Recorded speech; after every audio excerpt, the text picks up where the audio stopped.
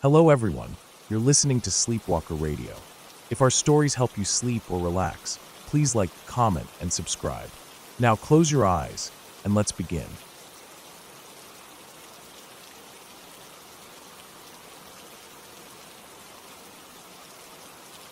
I was in my mid-20s, walking home from work, like I did every day. It was summer, and the sun was still high in the sky, bathing everything in that soft, golden light that made the world feel safer than it probably was. The streets were warm under my shoes, and I could hear birds calling out from the trees. Kids were laughing somewhere behind me, probably playing football or chasing each other. The usual chatter of people filled the air, blending into that steady background hum of life that always made me feel like everything was normal. My workday had been long, and my head was buzzing from staring at a screen all day. I was tired but glad to finally be out in the fresh air, away from the office.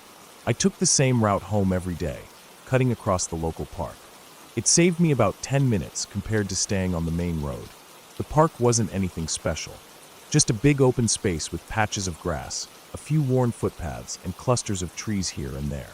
Some benches, a small playground off to one side, and the usual litter that people never seem to pick up.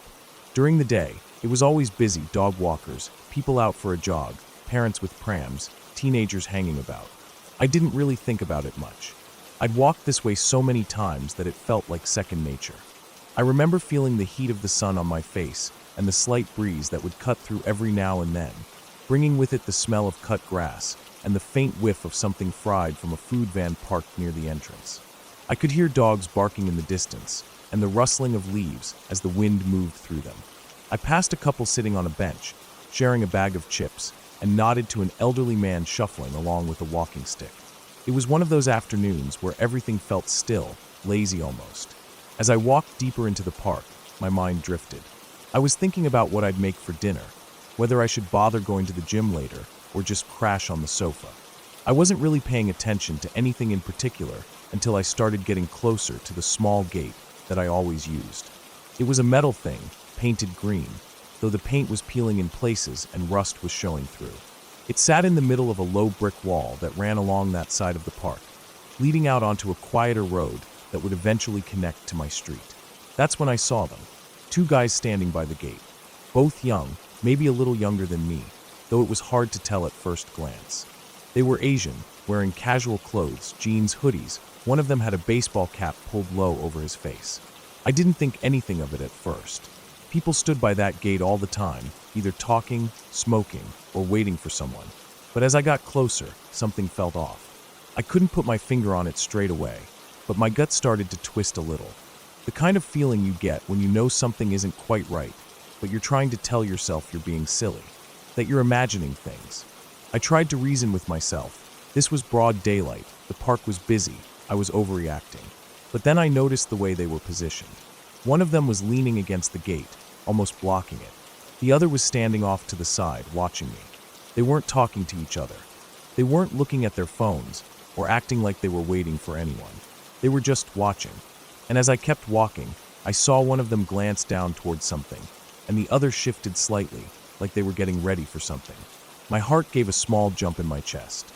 I kept going though, telling myself I was being ridiculous. I'd just walk up, ask them to move so I could get through, and that would be that. But as I drew closer, things became clearer. One of them, the one by the gate, suddenly called out to me. His voice was loud, too loud, like he wanted to make sure I heard him no matter what. He said, "Hey, you got the time?" The way he said it, it wasn't casual. It felt forced, like he didn't really care about the time at all. That's when I saw the other guy. He wasn't where he'd been before. He'd crouched down behind a bush that was near the path, half hidden now, but I could see the shape of him through the leaves. I froze for half a second, my mind racing, trying to make sense of what I was seeing. Then I noticed the car. It was parked just beyond the gate, on the other side of the wall. I hadn't seen it at first, because of the angle. It was an older model, dull gray, with tinted windows. The kind of car that didn't draw attention. But what made my blood run cold was the sight of two more shapes crouching down beside it, as if they were trying to stay out of view. I couldn't see their faces, just their outlines, but it was enough. My gut was screaming at me now. I knew, with every part of me, that I needed to get out of there. Without thinking, I turned on my heel and started walking back the way I'd come. Not running. Not yet. Just fast enough to put some distance between me and them without drawing too much attention. But I could feel the heat of their eyes on my back. I could feel the tension in the air, like a string pulled too tight. The same guy called out again, his voice sharper this time. Oi, oi, you. What's the time? I didn't look back. My heart was thudding so hard I could hear it in my ears. My mouth had gone dry, and my hands felt clammy.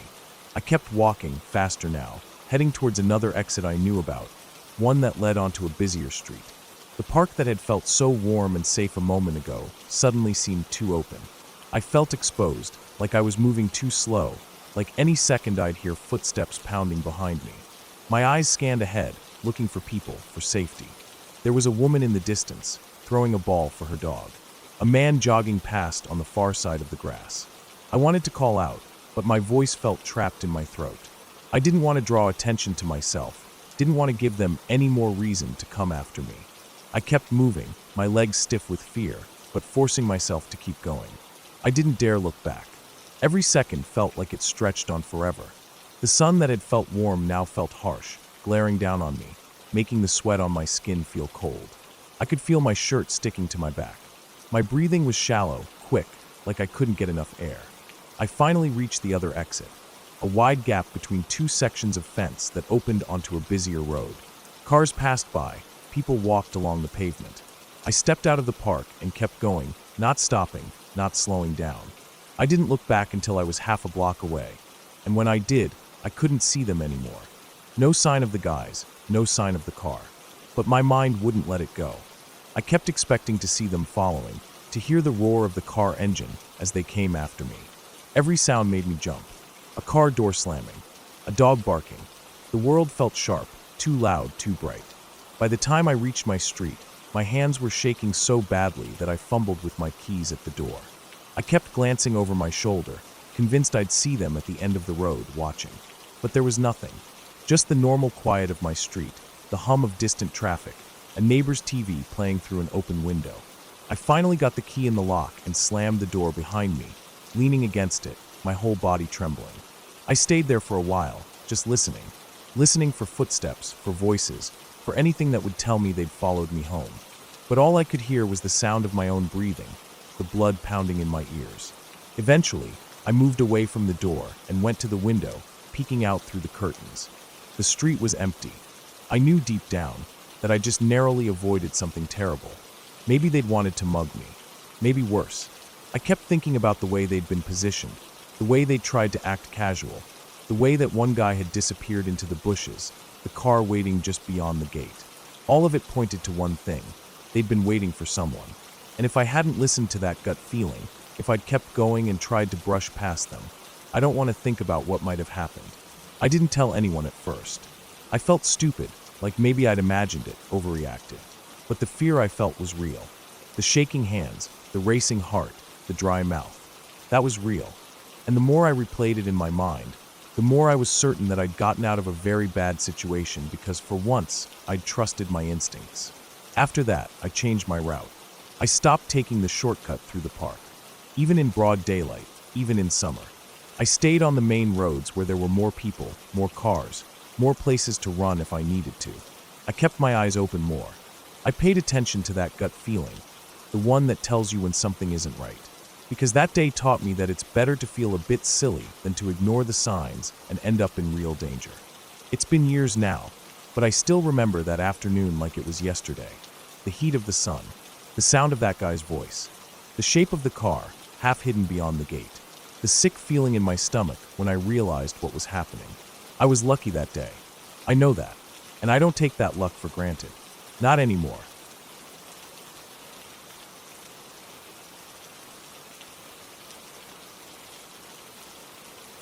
I don't usually think of myself as someone who's easily spooked. I've traveled alone plenty of times, stayed in all kinds of hotels, hostels, and cottages, and never once thought twice about sleeping in a strange place. I'm practical, I'm logical, and I like to think I've always had a good head on my shoulders. But what happened during that stay at the hotel in the New Forest is something that even now, years later, I still think about more often than I'd like. It's hard to explain because nothing directly happened that I could point to and say, That's why I felt so afraid. But the feeling itself, that heavy, oppressive atmosphere, was like nothing I've experienced before or since. It was a trip with a large group of friends and acquaintances. We were all going for a few days to explore the national park, get some fresh air, maybe do some hiking, and generally enjoy a break from the city. The hotel was a large, old building, set back from the narrow road, with a long gravel driveway lined by tall trees. It was surrounded by open grounds that faded into the forest beyond. The building itself looked impressive, even beautiful in that grand, worn way that old country houses often do. You could tell it had been standing for over a century. It had large windows with small panes of glass, heavy wooden doors, and ivy climbing up one side.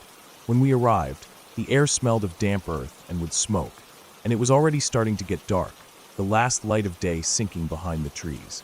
Inside, the hotel was warm and inviting in the way you might expect of a former hunting lodge turned hotel. There were thick rugs covering creaking wooden floors, large fireplaces with fires burning low, and the kind of mismatched but comfortable furniture you often find in older hotels. The staff were friendly enough, and after checking in, we gathered in the lounge for a drink before heading up to our rooms. When I unlocked the door to my room, I stepped inside and had one of those moments where everything felt just slightly off. I can't explain exactly what it was.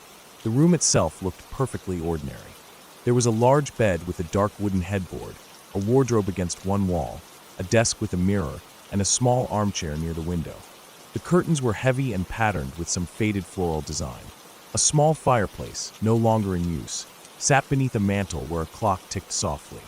The room smelled faintly of polish and something else, something older, harder to place, like the scent of time itself clinging to the walls. I set down my bag, closed the door behind me, and tried to shake off the strange feeling.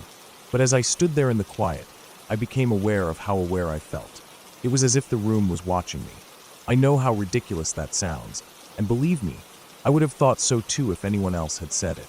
But that's the only way I can describe it. I felt watched. Not in the way you might feel when someone glances at you in passing, but that deep, crawling awareness that keeps your back stiff and your skin cold, even in a warm room. The sensation made my heart beat just a little faster, and I tried to laugh at myself, to push it aside. It was just an old building, full of creaks and drafts, and I was probably just tired from the journey. I unpacked a few things, splashed some water on my face in the small bathroom attached to the room, and tried to settle in. But the unease didn't go. If anything, as the night deepened, it seemed to grow heavier. I went down for dinner with the group, and I remember being grateful for the noise and chatter, the clink of glasses and plates, the warmth of company. I didn't mention to anyone how I was feeling. It seemed silly, and I didn't want to sound dramatic. After dinner, we spent some time in the lounge again, but eventually, it was time to go up to bed. I dragged my feet a bit, not eager to go back to that room. When I finally did, the feeling hit me as soon as I stepped inside. The air felt thick, and I couldn't stop glancing at the corners of the room, half expecting to see someone there. I checked the wardrobe. Empty, of course. I checked the bathroom again. Nothing. But still, I couldn't shake the feeling that I wasn't alone. I normally prefer to sleep in the dark, but that night, I left the light on. I felt ridiculous doing it, like a child afraid of the dark, but I couldn't help myself. I got into bed, pulled the covers up, and tried to will myself to sleep. But sleep didn't come easily. I lay there for what felt like hours, my heart beating too fast, my ears straining at every creak and groan of the old building. The wind had picked up outside, and now and then I heard what sounded like something banging, a loose piece of metal, I assumed, maybe part of the roof or a gutter. The sound was irregular, coming and going, sometimes loud enough to make me jump. When I did finally drift off, it was into the most vivid, disturbing dream I've ever had. I was somewhere muddy and cold, the sky overhead a dull gray, and the air filled with the deafening sounds of artillery. I could feel the ground shaking beneath me with each explosion, could smell the acrid bite of smoke and mud. I was in a trench, surrounded by the cries of men, though I couldn't see them. I remember feeling terror like I'd never known. My body braced against the walls of the trench as dirt and debris rained down with every blast. The sounds were so loud, so real, that even in the dream I felt as though I must be awake. And then I was, my eyes snapping open, my body rigid with fear, my skin cold and clammy with sweat. For a few moments, I didn't know where I was. The room seemed unfamiliar, the light harsh after the dream, and I felt disoriented, as if I'd been somewhere else entirely. I lay there, trying to catch my breath, my heart pounding. And that's when I heard it, the banging again.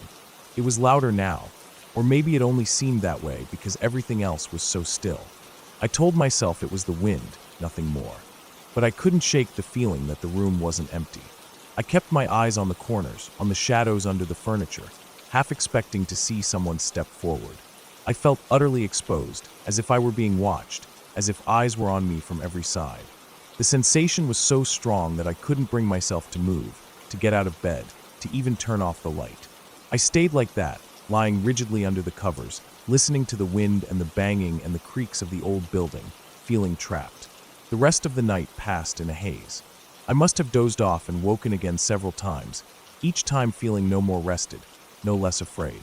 I kept telling myself that I was being foolish, that it was just an unfamiliar place, just my imagination. But the feeling didn't lift. It pressed down on me like a weight, heavy on my chest and shoulders. The night seemed to stretch on forever, the minutes crawling by, each one feeling like an hour. When the first gray light of dawn started to creep around the edges of the curtains, I felt the first small sense of relief.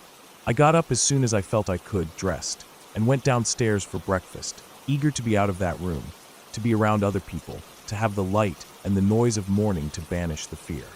In the dining room, I sat at a table near the window, drinking tea that tasted too weak, eating toast that felt dry in my mouth. I was still shaken, still tired, and I couldn't stop thinking about the dream, about the feeling of terror that had clung to me so tightly. As I ate, my eyes drifted to the walls, where photographs and old documents had been framed and hung. One frame in particular caught my attention. It contained a series of black and white photos, images of the building, but not as a hotel. The captions explained that during the First World War, the building had been converted into a military hospital. The photos showed rows of beds in the dining room and lounge, nurses tending to wounded soldiers, stretchers lined up on the grounds outside. I stared at those photos for a long time, my mind struggling to make sense of it. I hadn't known about the building's history before coming here. I hadn't read anything about it, hadn't watched anything about the war, and yet my dream had felt so specific, so real. I didn't want to go back to my room after breakfast. I found one of my friends and told her I hadn't slept well. I didn't go into detail. I didn't mention the dream or the feeling of being watched, but I must have looked as bad as I felt, because she immediately offered to let me stay in her room for the rest of the trip. I gratefully accepted.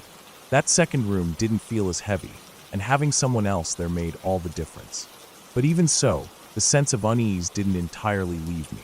The building itself felt weighed down by something, as if the walls held memories that refused to fade. My friend admitted later that she felt it too, that she was glad I was staying with her. We spent the remaining nights like that, keeping the lights on, listening to the wind and the creaks and bangs of the old hotel, waiting for morning. When the trip ended and we packed up to leave, I felt relief. As we drove away, the building growing smaller behind us, I felt as if I were leaving something behind that I hadn't fully understood. Even now, I don't know what to make of that experience. I'm not someone who believes in ghosts or the supernatural. I don't think I ever will. But I do think that places can hold on to the weight of what's happened in them, that old buildings can somehow remember the people who passed through, the things they endured. Maybe that's all it was, a building with too many memories and a tired mind picking up on them. But it was real to me then, and I don't think I'll ever forget how it felt.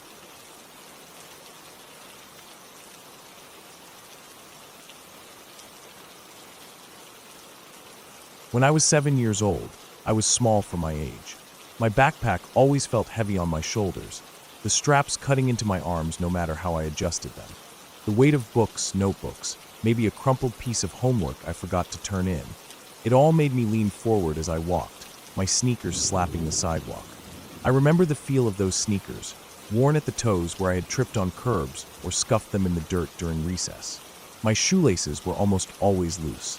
My mom would double knot them in the morning, but by the time school let out, they'd be dragging and dirty, and I would tuck them inside my shoes so I wouldn't have to stop and tie them again.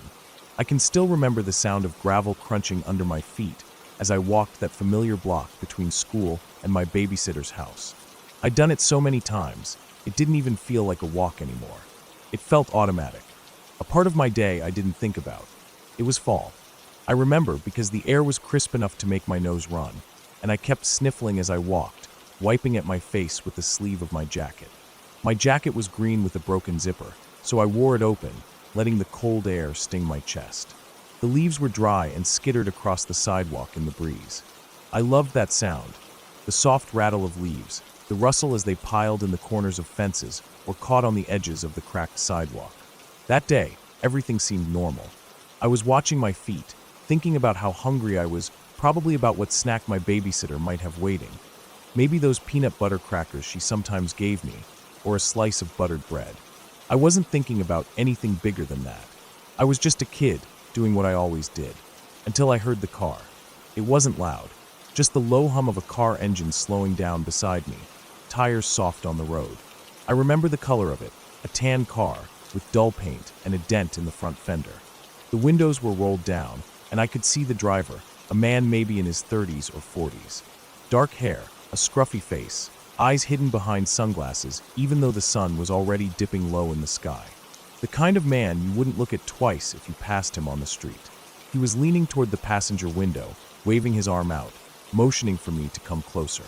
His mouth was moving fast, his voice sharp over the hum of the engine. Come here. Come here. His voice wasn't friendly. It wasn't the voice of someone asking for directions or offering a ride. It was demanding. Urgent. Like he wasn't going to take no for an answer. I froze. My legs locked up, my breath stuck in my throat. I remember how my heart started pounding so hard I could hear it in my ears, thudding like footsteps behind me. My hands gripped the straps of my backpack, so tightly that my knuckles hurt. I shook my head, my eyes wide, my mouth too dry to speak. I just stood there on the cracked sidewalk, the wind tugging at my open jacket, my loose shoelaces brushing the tops of my shoes. He kept gesturing, kept shouting, and I kept shaking my head. I didn't move. I couldn't move. The whole world felt like it had shrunk down to just me and that car, the man's voice, the weight of my backpack holding me in place. Then, just like that, he stopped. His hand dropped to the steering wheel, and he sat back in his seat. Before he drove off, he said something that made my blood run cold. Stay away from Christina. That was it. No explanation, no more shouting. Just that. And then the car pulled away, tires crunching over the leaves, the engine fading down the street. I stood there for what felt like forever, my heart still racing, my legs still frozen. I looked around, but there was no one else on the street. No one to see what had happened. No one to help. I didn't run. I didn't cry. I just walked the rest of the way to my babysitter's house, my legs shaky, my mind spinning. I didn't know what to do with what had just happened. So I did what kids do. I pushed it down. I told myself it was nothing, that it didn't matter, that everything was fine. And for a while, it seemed like it was. Christina was a girl I'd known since kindergarten. We weren't best friends, but we weren't enemies either. We were that kind of on-again, off-again schoolyard friends. One day we'd be playing together, sharing secrets, giggling at lunch. The next day we'd be on opposite sides of some argument we didn't even understand, ignoring each other or trading mean looks across the playground.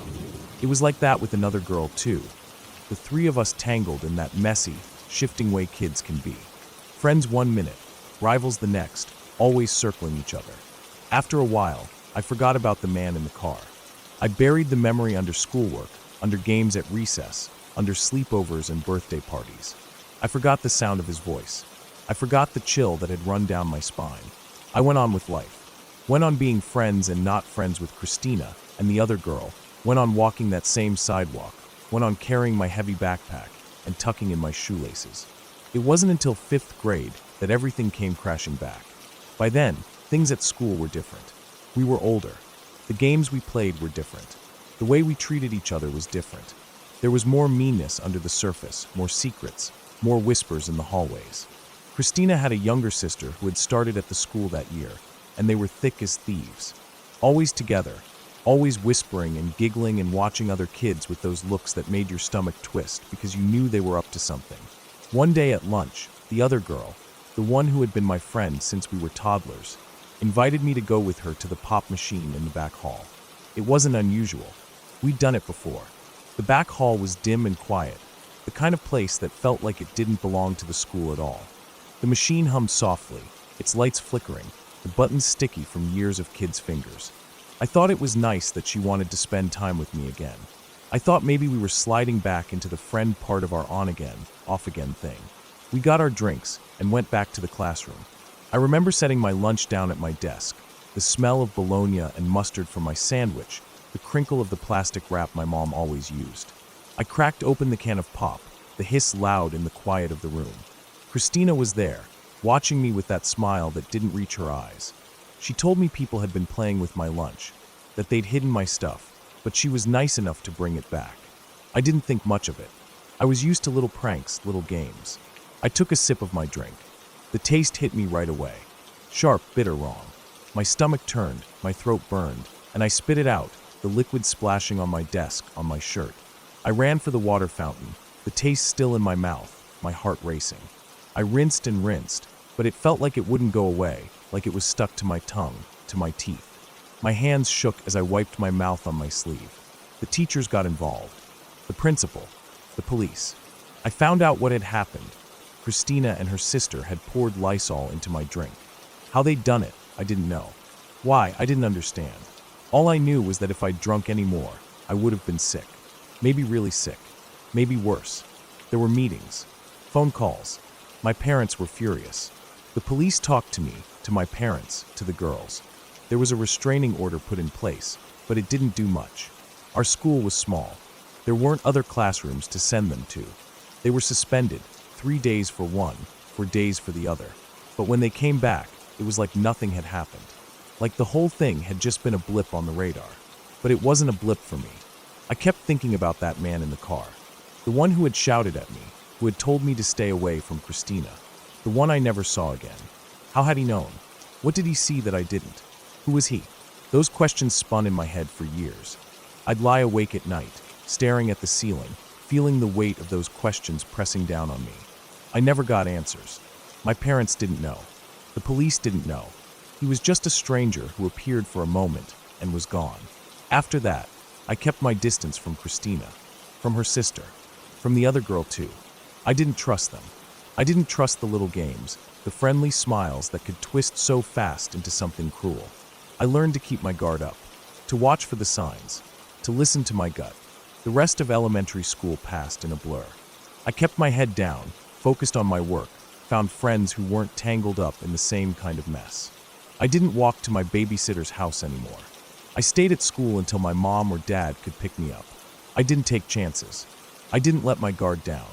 As I got older, the memory of that day, the car, the man, the Lysol in my drink, stayed with me. It became part of the shape of who I was. A reminder of how fast things can turn, how close danger can be without you seeing it. I never saw Christina again after elementary school. We went to different middle schools, different high schools. I heard about her now and then, whispers, rumors, pieces of gossip that drifted my way. But I never spoke to her. Never wanted to. I don't have answers about who that man was, or how he knew what he knew. But maybe it doesn't matter.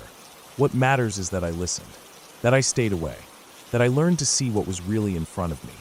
And as strange and frightening as that day was, I'm grateful for it, because it taught me to trust my instincts, to be careful, to pay attention. And that's a lesson that stayed with me my whole life.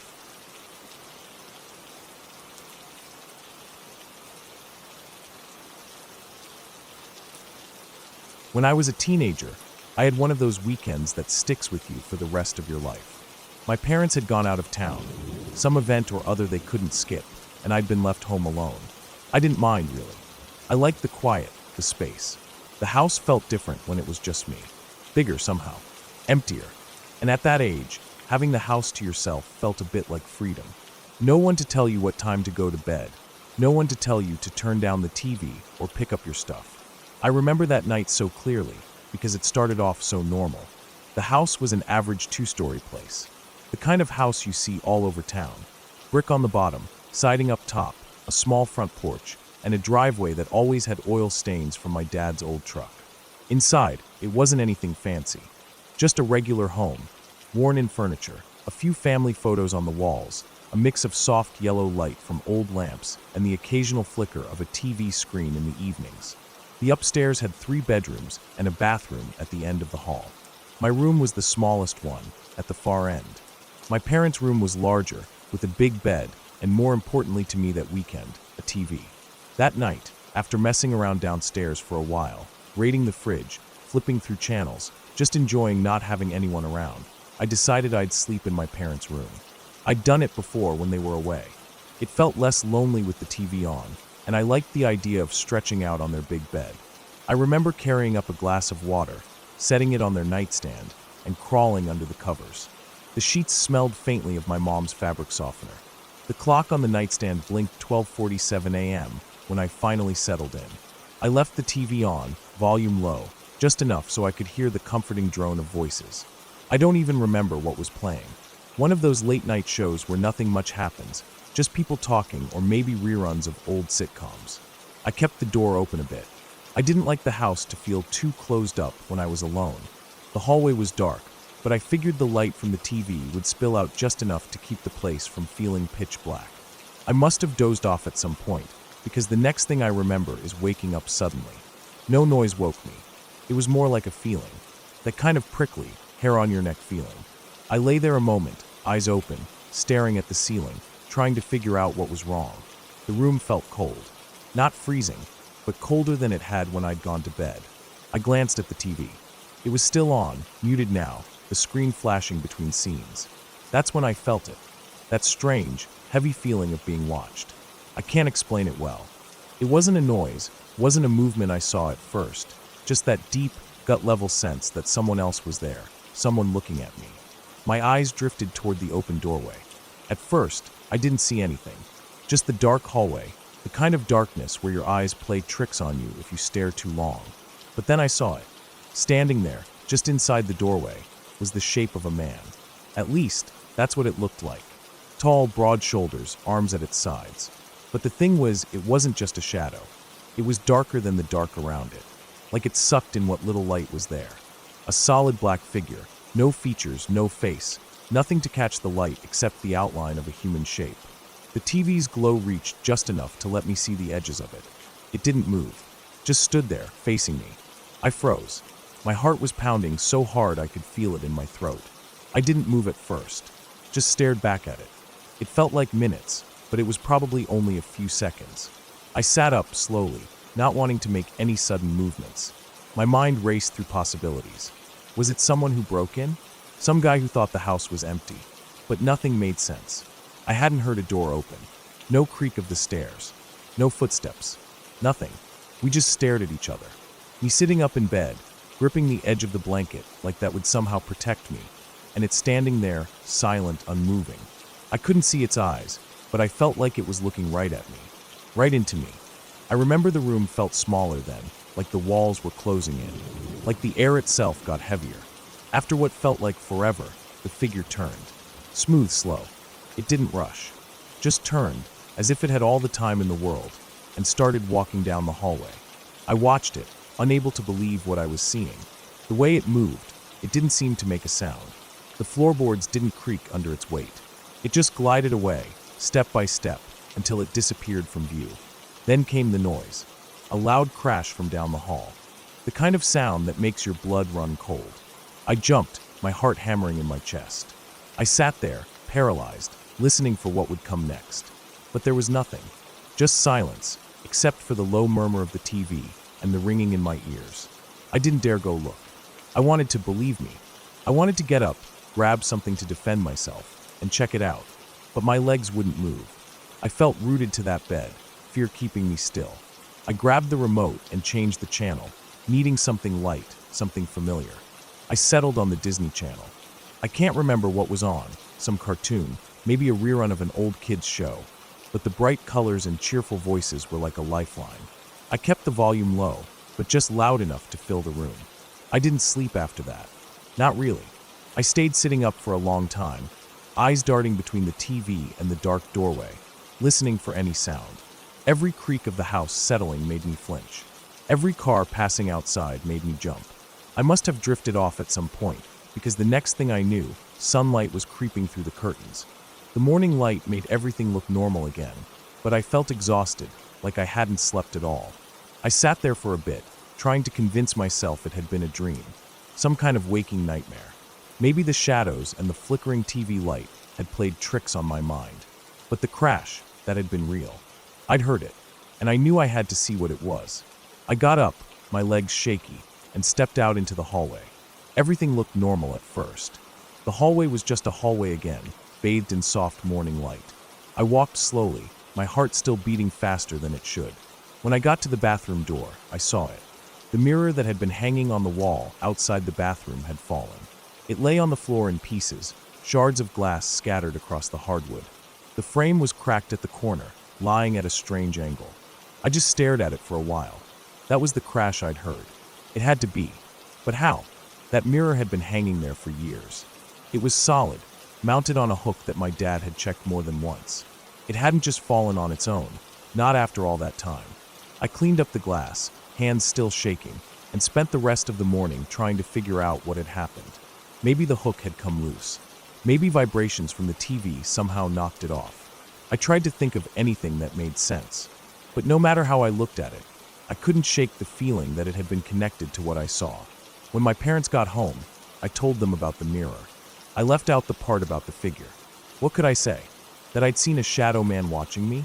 That I'd frozen in bed, too scared to move, and then heard a crash? I knew they wouldn't believe me. And when I finally worked up the courage to tell them everything, days later, they didn't. They said it was probably a dream, that I'd imagined it. Maybe I'd knocked the mirror loose myself somehow without realizing. But I knew better. I knew what I'd seen. For weeks after that, I kept my door closed at night. I stopped sleeping in my parents' room when they were away. Even with the TV on, I couldn't relax the same way again. Every creak of the house put me on edge. Every shadow in the hallway seemed darker, deeper. It was a long time before I could feel safe alone at night in that house again. And the thing is, nothing like that ever happened again. No more figures, no more mirrors falling, no more strange noises. Just that one night, that one moment that I still think about even now. I don't know what it was. Maybe my mind really did play tricks on me. Maybe the mirror had been loose, and it was all just coincidence. But deep down, I don't believe that. I know what I saw, and I'll never forget it.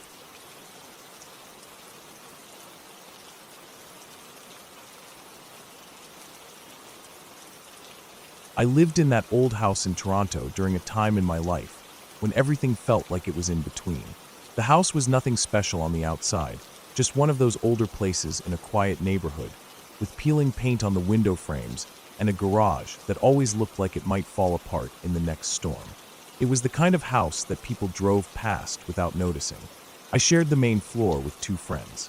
The three of us weren't particularly close before moving in together, but we got along well enough, and we each had our routines. The house had that musty smell that old homes get, the kind that seeps into your clothes and lingers in the air, no matter how many windows you open. The basement was rented out to this guy none of us really knew. He kept to himself. We'd see him sometimes coming or going, a big guy with messy hair, always in a hoodie, always with headphones around his neck or on his head. He smelled like weed all the time, and you could tell by looking at him that he didn't care much what anyone thought. We knew almost nothing about him, except that he played a lot of video games and smoked constantly. And I mean constantly. At night, when the house settled into that strange quiet that only old houses have, I would lie in bed and hear him.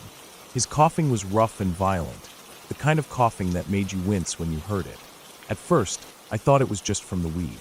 But night after night, it got to the point where it sounded like he was tearing his lungs out. It wasn't just an occasional cough. It was loud, hacking, painful sounding, like he was choking on something or trying to clear his throat of whatever was killing him. The thing that started to bother me wasn't the coughing itself, though. It was where it was coming from. My room was directly over part of the basement, so I expected to hear him beneath me. But after a while, I noticed the sound wasn't coming from below my room at all. The coughing seemed like it was coming from somewhere else entirely. It was faint but clear, as if it was under the garage. Our garage was attached to the side of the house, with a thin door that led out from the kitchen. The garage had that old oily smell mixed with dirt and dust, like it hadn't been properly cleaned in years. It was filled with junk we hadn't bothered to move. A broken lawnmower, old shelves with rusted nails sticking out, and piles of rotting cardboard boxes. One night, after another bout of the guy's coughing that kept me up, I told my roommate about it. We both started listening for it over the next few nights, and sure enough, it didn't seem to come from under my room. It was from under the garage. We got curious. One evening, we went into the garage and started stomping our feet, listening carefully. When we jumped up and down, the floor of the garage sounded hollow, like there was space beneath it. It was the weirdest thing. Neither of us had ever thought about what might be under the garage. We figured it was just foundation, but the sound was unmistakable. There was some kind of room under there. We didn't do much about it at first. It felt like one of those strange things that you notice, and then push to the back of your mind because it's easier not to think about it. The coughing continued most nights, and I got used to lying there listening to it. It was unpleasant, but it became part of the normal sounds of the house, like the creaking pipes or the wind rattling the old window panes. Then one day, the guy in the basement moved out. We didn't really notice at first. There wasn't some big scene or anything. It just slowly became obvious that we weren't seeing him around anymore. His car was gone. We didn't hear him coming or going. It was only when our friend said he was looking for a place, and we offered the basement, that we realized for sure the guy had left. I remember feeling a weird sense of relief when I thought about not hearing that awful coughing at night anymore. Our friend moved in a couple of days after the guy left. He was excited about having the space, but when he got down there, that excitement faded fast. I'll never forget the look on his face when he came back upstairs after seeing the condition of the place. He was pissed off. The basement was filthy. The guy hadn't cleaned a thing. There were empty pizza boxes, crumpled bags of chips, ashtrays overflowing with roaches, old clothes, and random bits of broken furniture. The air smelled like stale smoke and damp concrete. But what really got our friend's attention was the weird little red door in the laundry room. The laundry room was small, just enough space for the washer and dryer with a narrow walkway. The walls were bare concrete, and the ceiling was low. In the back corner of that room, there was this small red wooden door, the kind that looked like it belonged on a shed or maybe an old pantry. The paint was chipped and faded. None of us had noticed it before, probably because we'd never had a reason to go down there. Our friend opened it, and that's when we saw what was behind it. The door led to this small cement room. It wasn't finished or anything, just bare concrete walls, low ceiling, no windows. The room was filled with trash, old chairs, broken tables, piles of moldy papers, cracked picture frames, rotting pieces of wood, and what looked like parts of an old mattress. There was so much dust that it hung in the air, and the smell of mold hit us the second the door opened. It was thick and wet, the kind of smell that makes you want to cover your face. The air felt heavy, like it was hard to breathe. The walls were stained dark in places where moisture had seeped through over the years. In one corner, a small heap of what looked like dead leaves, or maybe even old insulation, was growing a patch of gray-white mold that seemed to shimmer slightly in the dim light. We stood there for a minute, just staring at it. It was one of the most unsettling places I'd ever seen, not because of anything supernatural, but because it felt like the kind of room where bad things happened. A forgotten space. A place people only went when they had nowhere else. It was cold in there too. Colder than it should have been, considering it was summer and the rest of the basement was stuffy and warm. That little room felt like a different world. I remember thinking, this is where he was smoking every day? This is where that awful coughing was coming from? It didn't make sense. It didn't look like a place anyone would willingly spend time in. The air alone felt dangerous, like just breathing it would make you sick. And yet, night after night, I'd heard him down there, hacking up his lungs. Our friend wasn't impressed by our curiosity. He didn't care about the weird room. He was just pissed at how disgusting the basement was. He started cleaning right away, throwing out the trash, airing the place out as best he could. But something he said stuck with me. I'd assumed the guy had only just moved out, maybe a day or two before our friend moved in. But when I mentioned that, our friend gave me a look and told me the guy had been gone for 2 weeks. 2 full weeks. That's how long the basement had been sitting empty before our friend moved in. I stood there thinking about that. The guy had been gone for 2 weeks. 2 weeks of no one living down there. No one to cough. And yet, during those 2 weeks, I had still heard it. The same horrible, hacking cough coming from that room under the garage. I'd heard it almost every night. The realization hit me slowly, like ice water running down my spine. It made my skin crawl. The sound I'd assumed was him wasn't him at all. He hadn't been there. But I had heard it clear as day. I didn't say anything right then. I didn't want to sound crazy. Maybe it was my imagination. Maybe the sound came from somewhere else, and I just convinced myself it was under the garage. Maybe sound travels weird in old houses like ours. That night, though, lying in bed, I couldn't stop thinking about it. I stayed awake, listening. But the house was silent. For the first time in weeks, maybe months, I heard nothing from under the garage. Just the normal creaks and groans of the house settling. No coughing. Days passed. Our friend kept cleaning the basement. He sealed off that little red door with a heavy piece of wood, said it was just too gross to deal with, and he didn't want to see it again. I didn't blame him. The whole vibe of that room was wrong.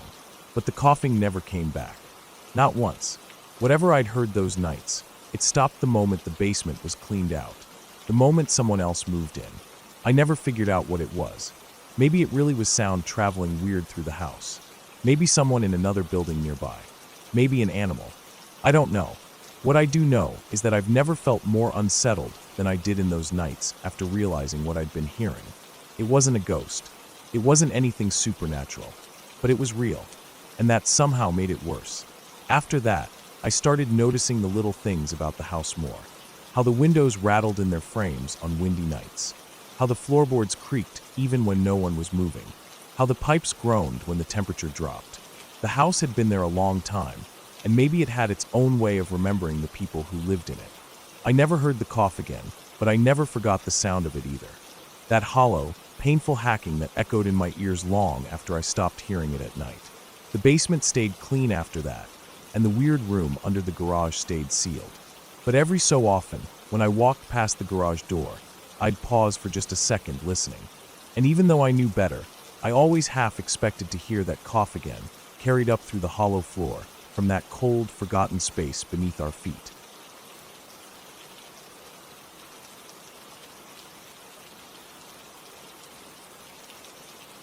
About 2 years ago, I was driving home from a family reunion late at night. It had been a long day, one of those days where everyone is catching up, telling stories, laughing over food and drinks, and before you realize it, the hours have flown by. I hadn't planned to stay the night like a lot of my cousins and uncles did. I had worked the next morning, early, and I figured I could handle the 2-hour drive back home. I wasn't drunk or anything, just tired from the day, from all the socializing, and from being out in the fresh air for so long. I told myself I'd be fine. I'd done drives like that before, late at night, just me, the road, and the radio. Once I got on the highway, it wasn't too bad at first. The traffic was light, and for a while the hum of the tires on the pavement and the soft glow of my dashboard lights felt kind of peaceful. I rolled down the window a little to let the night air in, thinking it might help keep me alert. The cool breeze felt good, and I thought, yeah, I've got this. But after about 45 minutes or so, I hit that wall. It came out of nowhere. 1 minute I was fine, then the next my eyes were heavy, and I could feel that deep tiredness set in, the kind that makes your head feel like it weighs a ton.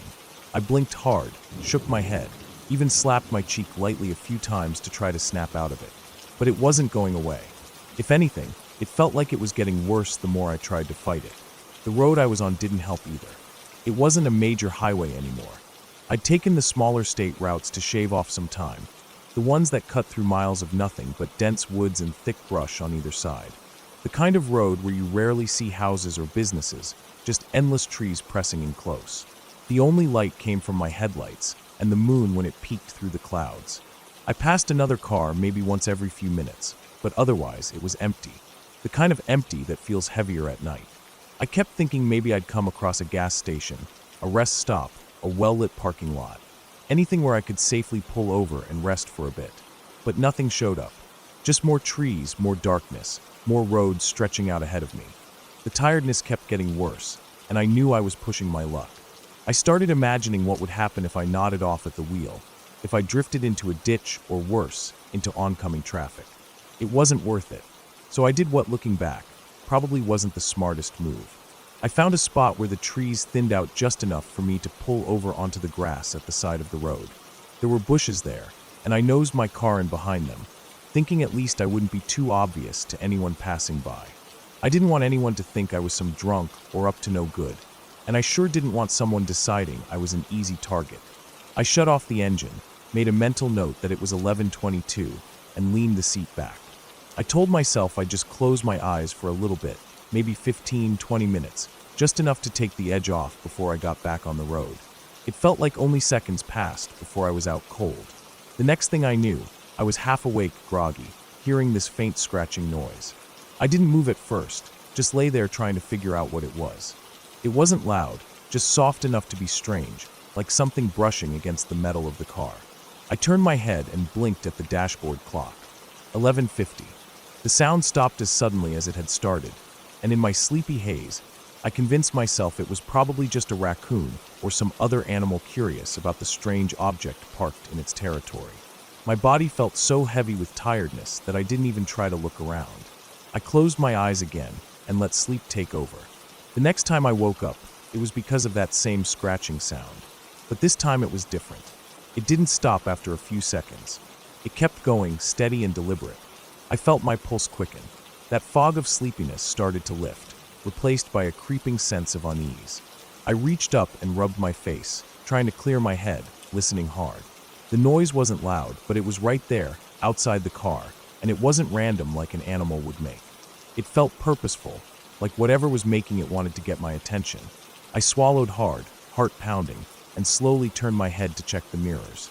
In the rearview mirror, just for a second, I caught movement. A figure, dark, quick, darting away from the back of my car into the trees. My breath caught in my throat. I sat up straighter, fully awake now, adrenaline wiping away any trace of sleepiness. My mind went into overdrive. Who the hell was that? What were they doing out here? What were they doing at my car? Every scary story I'd ever heard about people getting attacked on deserted roads rushed through my head. I thought about that old urban legend, the one about the couple parked on Lover's Lane who hear scratching and find out later it was a killer with a hook for a hand. I didn't care if it was ridiculous. I wasn't going to wait around to find out. I started the engine as fast as I could, my hands shaking slightly as I fumbled with the key. The headlights lit up the bushes and the edge of the road. I didn't even bother trying to adjust my seat or check anything else. I just threw it in drive and got the hell out of there. The tires spun a bit in the grass before gripping, and I lurched back onto the road, my heart racing like I'd just sprinted a mile. I told myself to calm down, to focus on the road, but I kept glancing in the rearview mirror, half expecting to see that figure chasing after me. The road ahead curved gently, and as I came around the bend, I saw another car. It was parked off to the side, driver's door hanging open, the interior light spilling out into the darkness. I slowed down instinctively, my brain trying to process what I was seeing. No one was inside. The car just sat there, abandoned looking, the door wide open like someone had left in a hurry. I scanned the surroundings, my skin crawling, senses on high alert. Everything was still, except for the soft rustle of leaves in the breeze. No movement. I checked the mirrors again. Nothing. Then, as my eyes flicked back to the road, I saw him. A man, sprinting out from around the same bend I'd just come through. His figure illuminated for a split second in my taillights before disappearing into the dark. I could hear him yelling, though the words were muffled by the closed windows and the sound of my own panicked breathing. But I could tell from his tone, it wasn't friendly. It was aggressive, desperate. Every instinct in me screamed to keep going, so that's what I did. I didn't stop to see what he wanted, didn't give him a chance to catch up. I pressed the gas harder, watching as the trees blurred past, the road stretching ahead like a lifeline. My heart thudded in my chest, and I kept checking the mirrors, half expecting to see headlights pop up behind me or that man chasing after me on foot. I drove for what felt like forever before I finally hit a small town, the kind with a few gas stations, a diner, and a 24-hour convenience store. I pulled into a well-lit lot, parked near the front door where it felt safest, and just sat there for a while, catching my breath, trying to make sense of what had happened. My hands were still trembling, and I could feel the sweat on my back, cold against my skin. I thought about calling the police, telling them about the man and the abandoned car, but what was I going to say? That I pulled over to nap on the side of the road, heard scratching, saw a figure, and then some guy tried to flag me down? It sounded crazy, like I was making it up or had imagined it in my half-asleep state. Maybe I should have called anyway. Maybe someone else ended up in trouble out there. I don't know. All I knew was I wasn't going back to check. I stayed parked there until the sun started to rise, until the night didn't feel so heavy and dangerous anymore. Then I made the rest of the drive home in daylight, windows down, music on, doing everything I could to stay alert. Even now, thinking back on it, I can't say for sure what that man's intentions were. Maybe he was in trouble, maybe he needed help. But something about the way he came at me, the way he was shouting, it didn't feel right. It felt wrong, dangerous. And the scratching at my car, the figure running off. It all added up to something I didn't want to stick around and find out more about. Since then, I don't pull over on dark, empty roads. I don't care how tired I am. I make sure to plan my trips better, leave earlier, or I find a well-lit, populated place to rest if I need to. Because that night taught me something. The middle of nowhere is no place to let your guard down. And whatever was out there that night, whether it was just one desperate man or something worse, I was lucky to drive away when I did.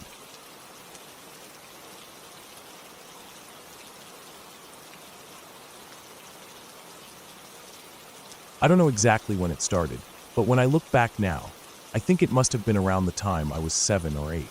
That was when the nightmares really started. Every night felt like a battle. I would lie in bed with my heart racing, not from anything real that was happening, but from the fear of what was about to come once I closed my eyes. I would stare at the ceiling, the patterns of the plaster above me burned into my mind, waiting for sleep to overtake me. And when it did, it always felt like falling into a pit. The dreams weren't always the same, but they always left me waking up soaked in sweat, my mouth dry, my hands clenched so tight my nails left little half-moon marks on my palms. I never slept more than 4 hours a night during those years. Sometimes it was even less. I would wake up gasping for breath, feeling like I'd been running for miles, like I'd just escaped from something I couldn't name. My parents would try to reassure me, tell me it was just a bad dream, that I was safe. But even as a kid, I knew that safety was something that belonged to other people, people who didn't have to see what I saw. The lack of sleep did strange things to me. During the day, I would drag myself through school, barely able to focus. My teachers thought I was lazy or that I didn't care. But I did care. I cared about everything.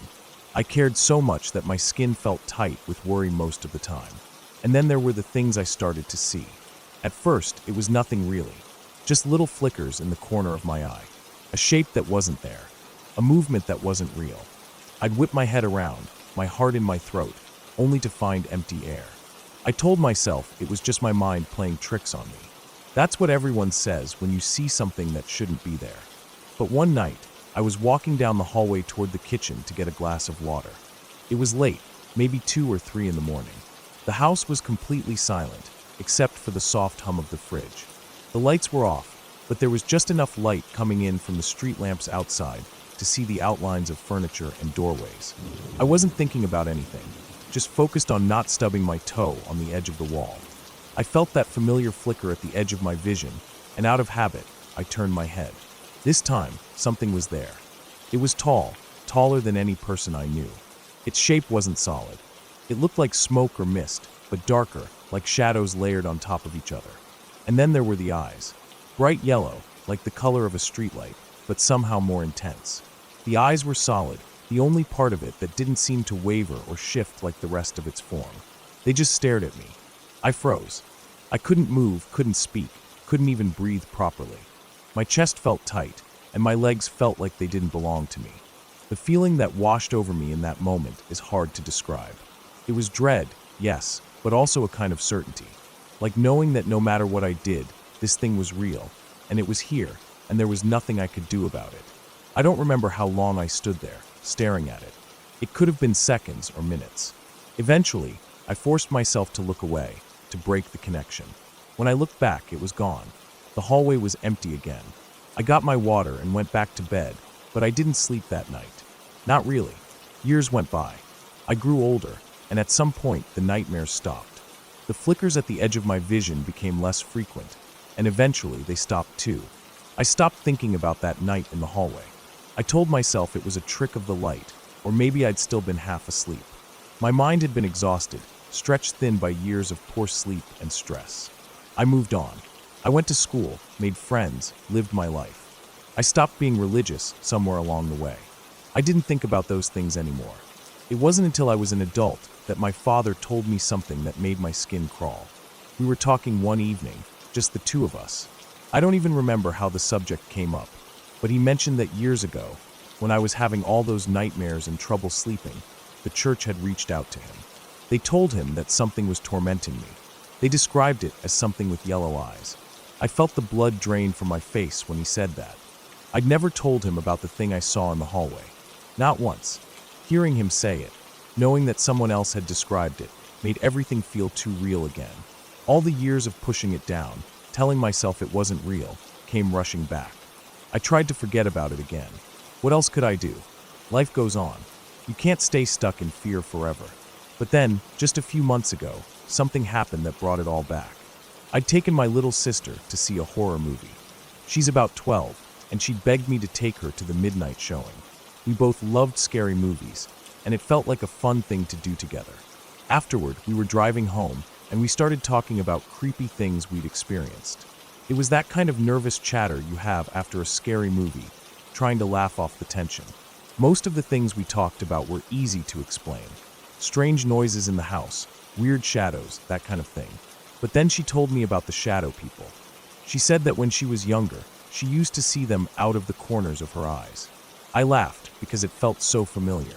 I told her that I used to see those too, thinking it would be a funny little connection between us. But then she kept talking. She said there was one time, during the day, when she was homesick from school. She'd been watching TV in the living room, and she heard something down the hallway. She turned and saw a tall, wispy figure with bright yellow eyes. I didn't laugh then. I couldn't. My mouth felt dry, and my hands gripped the steering wheel tighter. The rest of the drive home was quiet. That night, I lay in bed staring at the ceiling again, just like I used to as a kid. Every creak of the house made me jump. Every shadow seemed deeper, darker, more dangerous. I didn't sleep much. Over the next few weeks, I couldn't stop thinking about it. I kept replaying everything in my head, looking for answers. But the more I thought about it, the more I realized that there probably was one. It wasn't something out of a horror movie. It wasn't some ghost or demon. It was us. Me, my sister, maybe even other people. We grew up in that house, in that same environment. The house was old, and old houses make noises. The way the light came in through the windows at night, the way shadows moved, it all played tricks on our tired, stressed minds. I'd spent years barely sleeping, my brain constantly on edge, and of course I saw things that weren't there. Of course I felt fear where there was none. And my sister, she was younger when she saw it. Kids have vivid imaginations. She'd probably heard me or someone else talking about the things I used to see, even if she didn't remember it.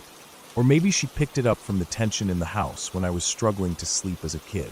The yellow eyes, the shape, all of it. It came from our own minds, fueled by fear and suggestion.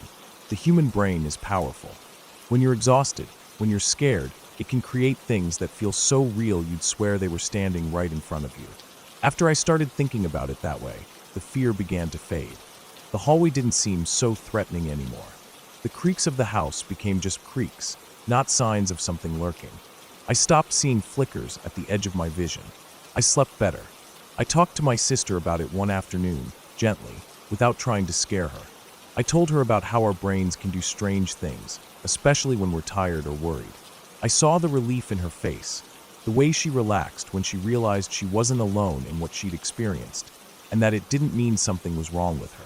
We still joke about it sometimes, the shadow with the yellow eyes, but it's just a joke now. I don't feel that deep, bone-chilling dread anymore. I've come to understand that the scariest things aren't out there in the dark, waiting for us. They're in our own minds, in the tricks they play, in the way fear can take over and make us see what isn't really there. And knowing that, really knowing it, was what finally let me sleep in peace.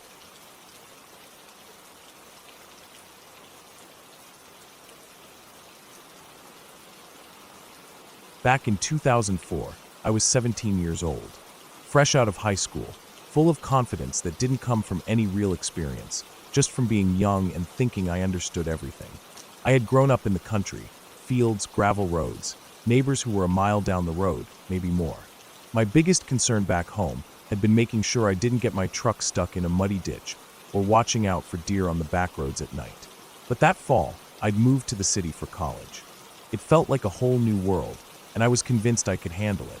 I thought I was ready for anything. That night started out like any other. I had stayed late at a friend's dorm. We'd been hanging out, listening to music, talking about classes, and complaining about professors. Before I knew it, it was after 1 a.m. I should have asked someone to walk me back or maybe stayed over, but I didn't. I told myself it wasn't that far. I knew the general direction. And besides, nothing would happen to me. I was always telling myself that. I didn't even think twice before heading out into the night alone. The second I stepped out of that dorm building and started walking, I felt how different it was at that hour. The air had a heaviness to it, the kind that makes you notice how empty everything feels. The streets were mostly silent, except for the occasional car far off in the distance. The city was unfamiliar at night. The buildings that had seemed so full of life during the day now loomed over me like empty shells. The windows were dark, and the streetlights, when they worked, gave off this sickly yellow light that didn't make me feel safer. If anything, they just seemed to highlight how empty and abandoned the streets felt. I thought I knew where I was going. I walked with purpose at first, my backpack slung over one shoulder, hands stuffed into my hoodie pocket, trying to look like I belonged there. But it didn't take long before I started realizing I'd made a mistake. I must have taken a wrong turn somewhere, because the blocks I was passing through didn't look familiar at all.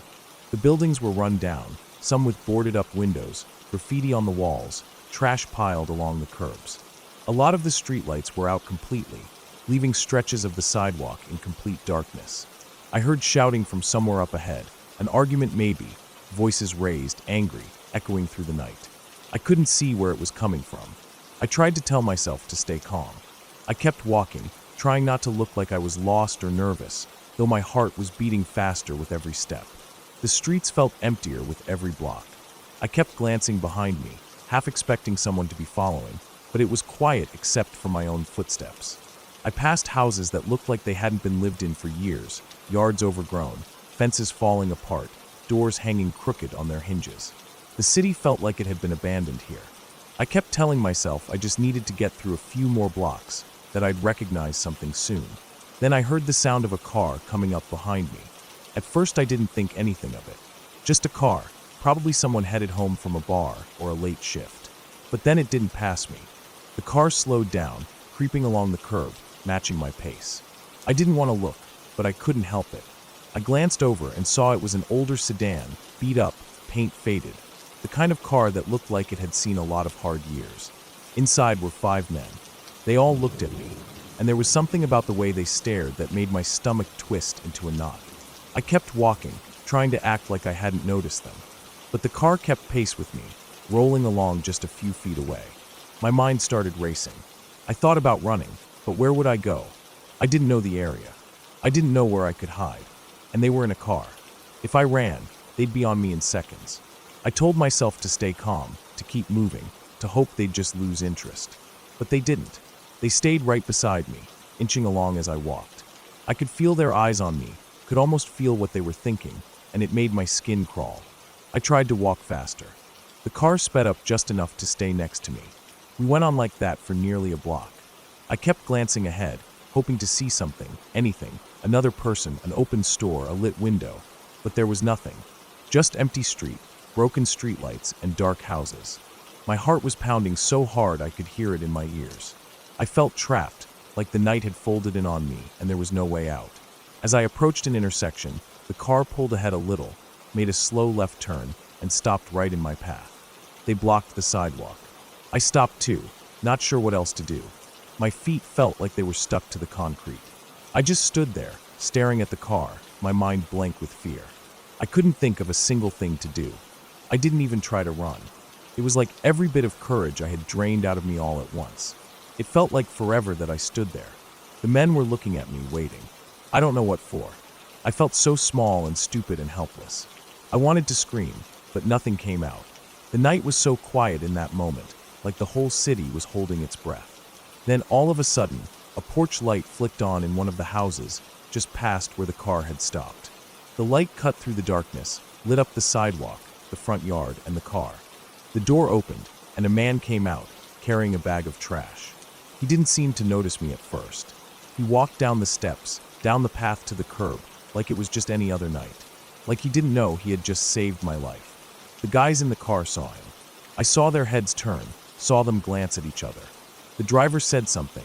I couldn't hear it, but I saw his mouth move. And then like that, the car took off. Tires squealed on the cracked pavement as they sped down the street and disappeared around a corner. I stood there, shaking so hard I could barely stay on my feet. I didn't know what to do. My legs felt like they weren't mine anymore. The man with the trash looked over and saw me. I must have looked a mess, wide eyes, pale, trembling.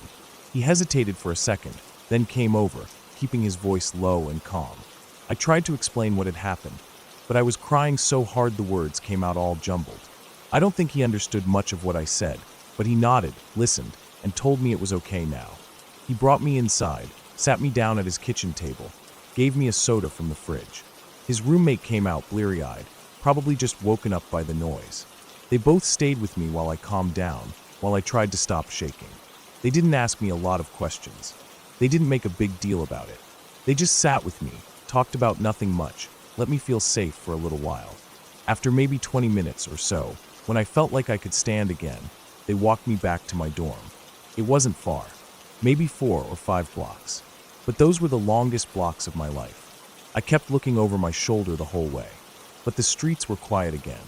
Nothing but the sound of our footsteps and the occasional distant siren. When we reached my dorm, I thanked them as best I could. They told me to take care of myself, said I should be more careful walking at night, and invited me to come see their stand-up sometime. They were comics, I guess, or trying to be. I smiled, said I would, but I knew I wouldn't.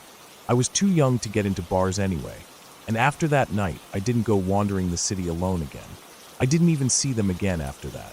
When I got back to my room, I locked the door, sat on my bed, and just stared at the floor for what felt like hours. I kept thinking about how close it had been, how easily it could have gone another way. I thought about that car, about those men, about how they looked at me, about how it felt to stand there, frozen, unable to do anything but wait for whatever was coming. And I thought about that man with the trash, how he saved me without even knowing it, just by being there, just by turning on a light at the right moment. I didn't sleep that night. I just lay there, listening to the sounds of the dorm, the city outside my window, my heart still racing even as the sun started to come up. I kept thinking about how lucky I was, how stupid I'd been, how easy it is to think you're invincible until you're not. I never walked alone at night again after that, and I never forgot how close I came to something terrible that night, all because I thought I knew better, because I thought nothing could happen to me. And I never forgot the man who took out his trash at just the right moment. I don't remember his name. I don't even remember what he looked like all that clearly, but I remember the porch light flicking on. I remember the way the car peeled out. And I remember how that one small thing changed everything. It's been years now, but I still think about that night sometimes. I think about how easily my life could have turned out different. And I think about how sometimes it's the little things, the things that don't seem to matter, that end up meaning everything. I was lucky, luckier than I deserved to be, and I've never forgotten it.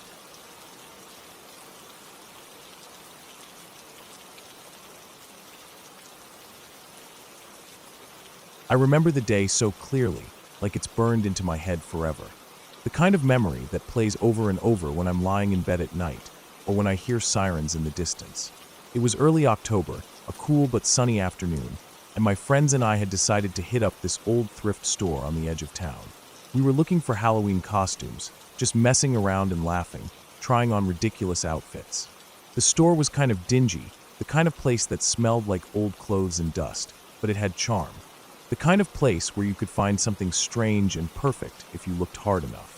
I remember the way the wooden floor creaked under our feet, the racks packed so tight it was hard to move through without brushing up against shirts and jackets that probably hadn't been touched in years. I had gone into the dressing room to try on this old leather jacket that smelled like smoke. The mirror was cracked in the corner, and I could hear my friends still laughing out in the main part of the store, their voices muffled through the door. Then, suddenly, everything got quiet. Too quiet. That kind of quiet that makes your stomach knot up because you know something's wrong. I paused, jacket half on, listening. I could hear some murmuring, but it wasn't the normal joking or small talk. There was tension in the air, and I felt it immediately. I took the jacket off and stepped out of the dressing room. People were standing around, looking at each other, unsure what to do. One of the store employees was at the front door, and someone who must have come in from outside was talking to him. I couldn't hear everything, but I caught bits and pieces. Someone passed out in the parking lot. No one seemed to know what to do. I don't know what made me speak up, but I did. I told them I had just gotten CPR certified, that I could take a look, and someone needed to call 911. My heart was already racing. I had gotten my certification only a week before. I never imagined I'd need to use it so soon, especially not like this. I walked quickly outside. The air felt cooler out there, crisp and biting in a way that made me even more alert. The parking lot was mostly empty, just a few scattered cars. I looked around for someone on the ground, but I didn't see anyone. My pulse was hammering in my ears, and I felt this wave of dread wash over me. Then someone pointed, shouting that the person was in a car parked way out by itself, near the edge of the lot, close to this patch of dry grass and weeds. I started running toward it. My legs felt heavy, but I pushed myself faster. I didn't know what I was going to see, but nothing prepared me for it. As I got closer, I could see the car. It was an older model sedan, dull blue paint faded and chipped. The windows were rolled up, and inside, slumped against the driver's side window, was a woman. She looked young, maybe late 20s or early 30s, but her face, God, I'll never forget her face. She was blue. Not just pale, not just gray, but this awful blue color that told me she hadn't been breathing for a while. Her lips, her cheeks, even around her eyes. The rings under her eyes that people who've used heroin often get. Those were blue too. Her head was tilted to the side, resting against the glass, her mouth slightly open. Her eyes were half-lidded, like she was looking at something just beyond me, but seeing nothing at all. My hands were shaking. I tried the door, but it was locked. Someone ran up beside me, I don't even know who, and managed to get the door open somehow. Maybe the back door was unlocked, or maybe they forced it. All I know is the door opened, and when that wave of stale air and the sharp chemical smell of heroin hit me, my stomach turned. There were needles on the floor, empty pill bottles, crumpled cigarette packs. The kind of scene you see in movies or on the news, but never expect to face in real life. We turned her head gently to check for a pulse, and that's when I saw it. Tears. She had tears running down her face. Even though she was barely alive, her body somehow had managed to cry. I can't even explain what that did to me. It broke something inside. This wasn't just some junkie, some statistic. This was a person scared, alone, maybe knowing what was happening to her in those last moments. We pulled her out of the car together, laying her on the cold asphalt. I could feel the roughness of it through my jeans as I knelt beside her. Someone checked her pulse again, but they weren't sure. I tried. I thought maybe I felt something, or maybe I just wanted to feel something. I started CPR. My training kicked in, but it felt like I was watching myself from somewhere else, like I wasn't really there. I could hear the sound of my compressions, the way her chest rose slightly with each breath I tried to give her. But there was no response. No coughing, no gasping, nothing. The seconds felt like hours. I kept going. I didn't want to stop. I thought about how she had those tears, how she might have kids. I'd seen the car seat in the back, the small toys scattered on the floor. Little action figures, a stuffed animal that was so worn the fur was coming off. There were names tattooed on her arm. 2 names. I remember thinking they were probably her kids' names. I wondered where they were, who was waiting for her to come home, if anyone even knew she was here in this parking lot, dying or already gone. The sound of sirens started to fill the air. First distant, then closer, louder. The ambulance pulled up fast, the EMTs jumping out. They took over, moving with a speed and precision I couldn't match. One of them thanked me, told me I'd done the right thing. They started working on her, administering some drug. Narcan, I realized later. The stuff that can reverse a heroin overdose if it's given soon enough. They kept going, kept trying, even though I could see it on their faces. They didn't think it would work. They had that look like they knew she was too far gone, but they weren't allowed to stop yet. A second ambulance pulled up. More EMTs got out, helping, surrounding her, doing everything they could. A police officer stood nearby, watching, keeping the small crowd that had gathered from getting too close. He came over to us and said they'd do what they could until they got to the hospital, but it wasn't looking good. His voice was low, like he didn't want to admit it out loud. I stood there, feeling useless, my hands still trembling. I looked down at them, saw they were streaked with dirt from the ground, and maybe something else. I didn't want to think too hard about that. My chest hurt, like I'd been holding my breath for too long. The ambulance doors closed, and they drove off, lights flashing, sirens wailing. The other EMTs and the cops started clearing the scene. People drifted back into the store or back to their cars. The world started moving again, but I felt stuck. I walked back toward the store slowly. My friends were waiting for me, looking pale and shaken. We didn't say much. There wasn't much to say. We left not long after that, none of us really in the mood to look for costumes anymore. The ride home was quiet. I kept thinking about her, about how she ended up there, alone in that car with no one until a stranger happened to notice. That night, I couldn't sleep. I lay in bed replaying everything, every detail. The way her face looked, the tears, the sound of the CPR, the smell inside that car. I thought about the kids whose names she had tattooed on her, wondered if they would even remember her or what they'd be told. I thought about how fast life could be over, how easy it was to slip away without anyone noticing until it was too late. Over time, the sharp edges of that day dulled a little, but it never really left me. I learned a lot from it, about how fragile people are, about how important it is to be ready to help even when you're scared out of your mind. I don't know what happened to her in the end. I don't know if the hospital managed to bring her back, though deep down I doubt it. But I hope at least that in those last moments, she knew someone tried, that she wasn't completely alone, that somebody cared, even if it was just some kid who'd only just learned CPR and happened to be there that day. And I still think about those tattoos, those names. I hope those kids are okay. I hope they're safe, and that they have someone to look out for them. I hope they grow up knowing they mattered to her. Because they did. You could see it in the way she kept them with her. Their names, their toys, the car seat in the back. She was fighting something that beat her in the end, but she hadn't let go of them. And I guess that's what sticks with me most. That even at the end, she hadn't let go.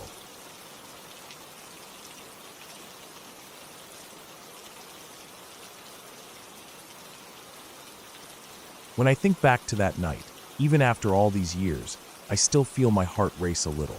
I was about 10 years old at the time, and it was one of those nights where everything seemed normal, just like any other evening when my cousins and siblings were over.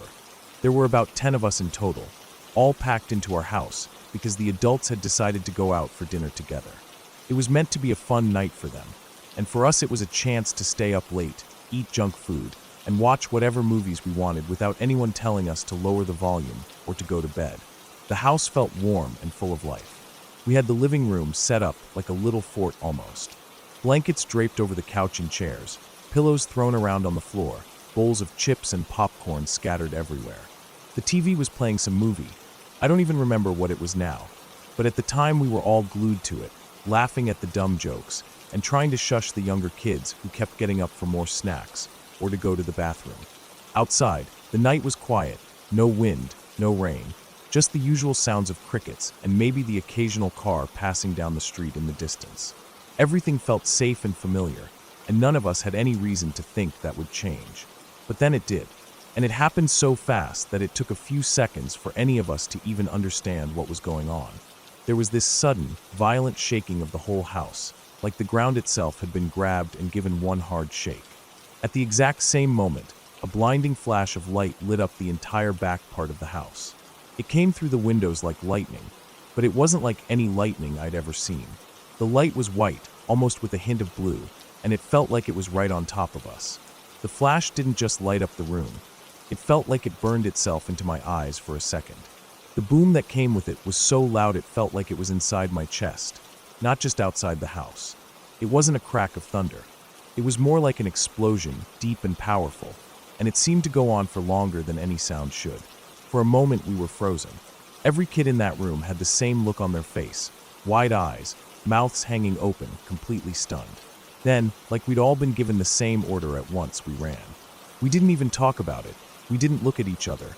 We just ran together, like a pack of scared animals, into the hallway. The hallway felt safer somehow, narrower, with walls close around us. We huddled there, breathing hard, listening for anything else. My heart was pounding so loud I could barely hear anything over it. The older cousins, the ones who were maybe 13 or 14, were trying to figure out what to do. I could see them looking at each other, trying to act calm, but they were just as scared as the rest of us. I remember one of them pulling out their phone, their hands shaking so badly they could barely hold on to it. For a second it looked like they were going to call the police, and honestly, I think all of us wanted them to. Whatever had happened, it felt big. It felt dangerous. But after a few seconds of whispered arguments between the older ones, they decided to call our parents instead. I don't know why. Maybe because it felt safer to call them first, or maybe because they thought the parents would know what to do better than the police.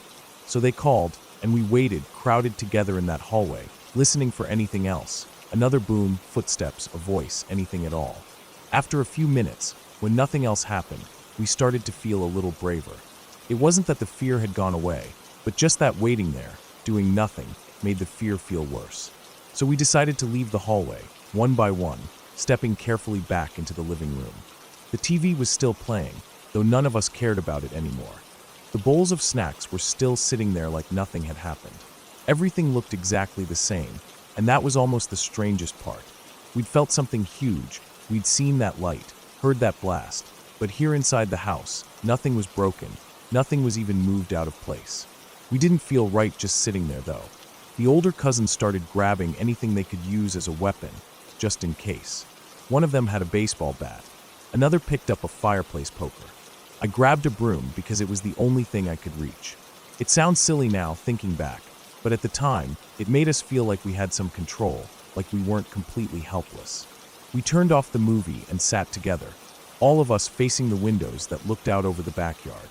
The curtains were drawn, but I remember staring at the edges, half expecting to see someone or something moving past the glass.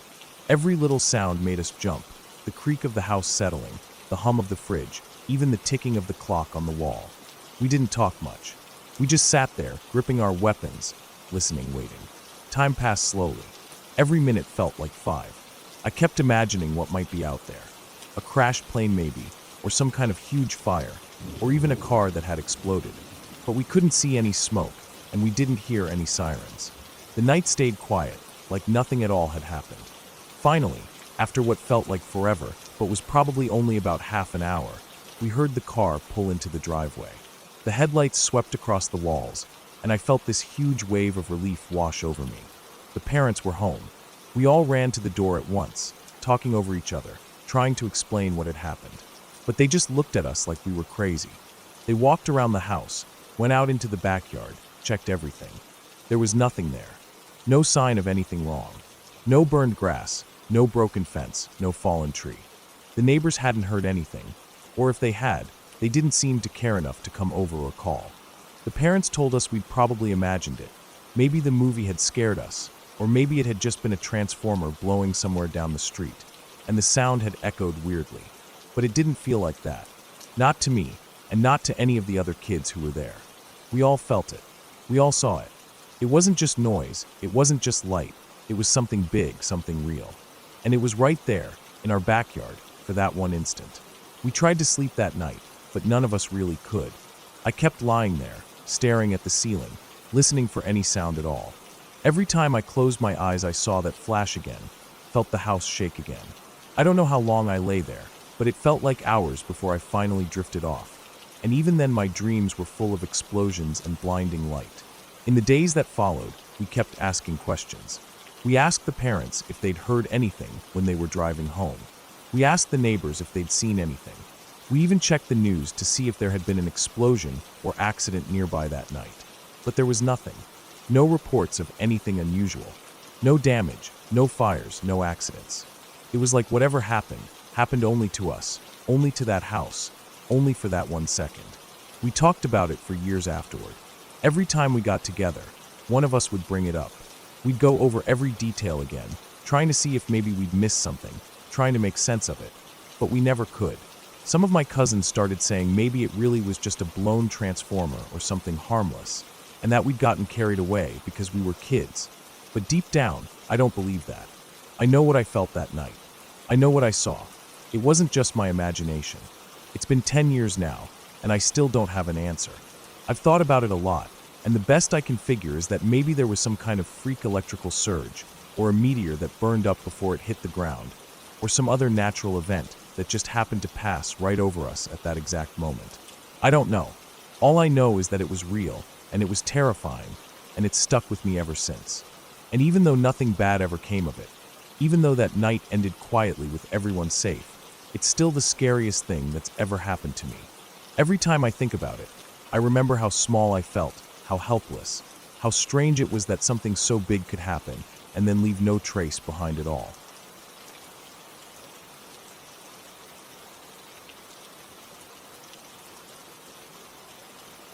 It's strange to think how something that started so small could end up shaping so much of my life. I was just a normal high school student back then, in my sophomore year. I wasn't the kind of person who thought much about danger or people with bad intentions. I had friends, I went to school, I came home, I did my homework. My life felt simple. When I first started getting strange texts and phone calls, I honestly didn't think too much about them. At that time, prank calls were still a pretty common thing. People thought it was funny to call someone and breathe into the phone or say something stupid. It wasn't like now when people are more aware of how dangerous that kind of behavior can be. So when my phone would buzz late at night and I'd see a number I didn't recognize, I'd feel a little annoyed, maybe a bit creeped out, but I didn't take it seriously. The messages and calls would come in waves. For a few weeks, I'd get them almost every night, sometimes during the day too.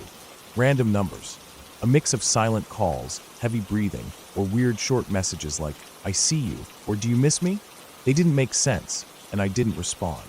Then, just as suddenly as they started, they would stop. I'd go days, weeks, sometimes even months without hearing anything. I'd almost forget it had happened at all, like it was just some weird phase I'd gone through. By my junior year, it started to feel less like harmless pranks and more like something that was targeted at me. The calls weren't just to my cell phone anymore. They started calling the house phone too. That was the part that really unsettled me. I hadn't given out my house number in ages. Most of my friends only knew my cell. I hadn't even thought about the house phone in a long time.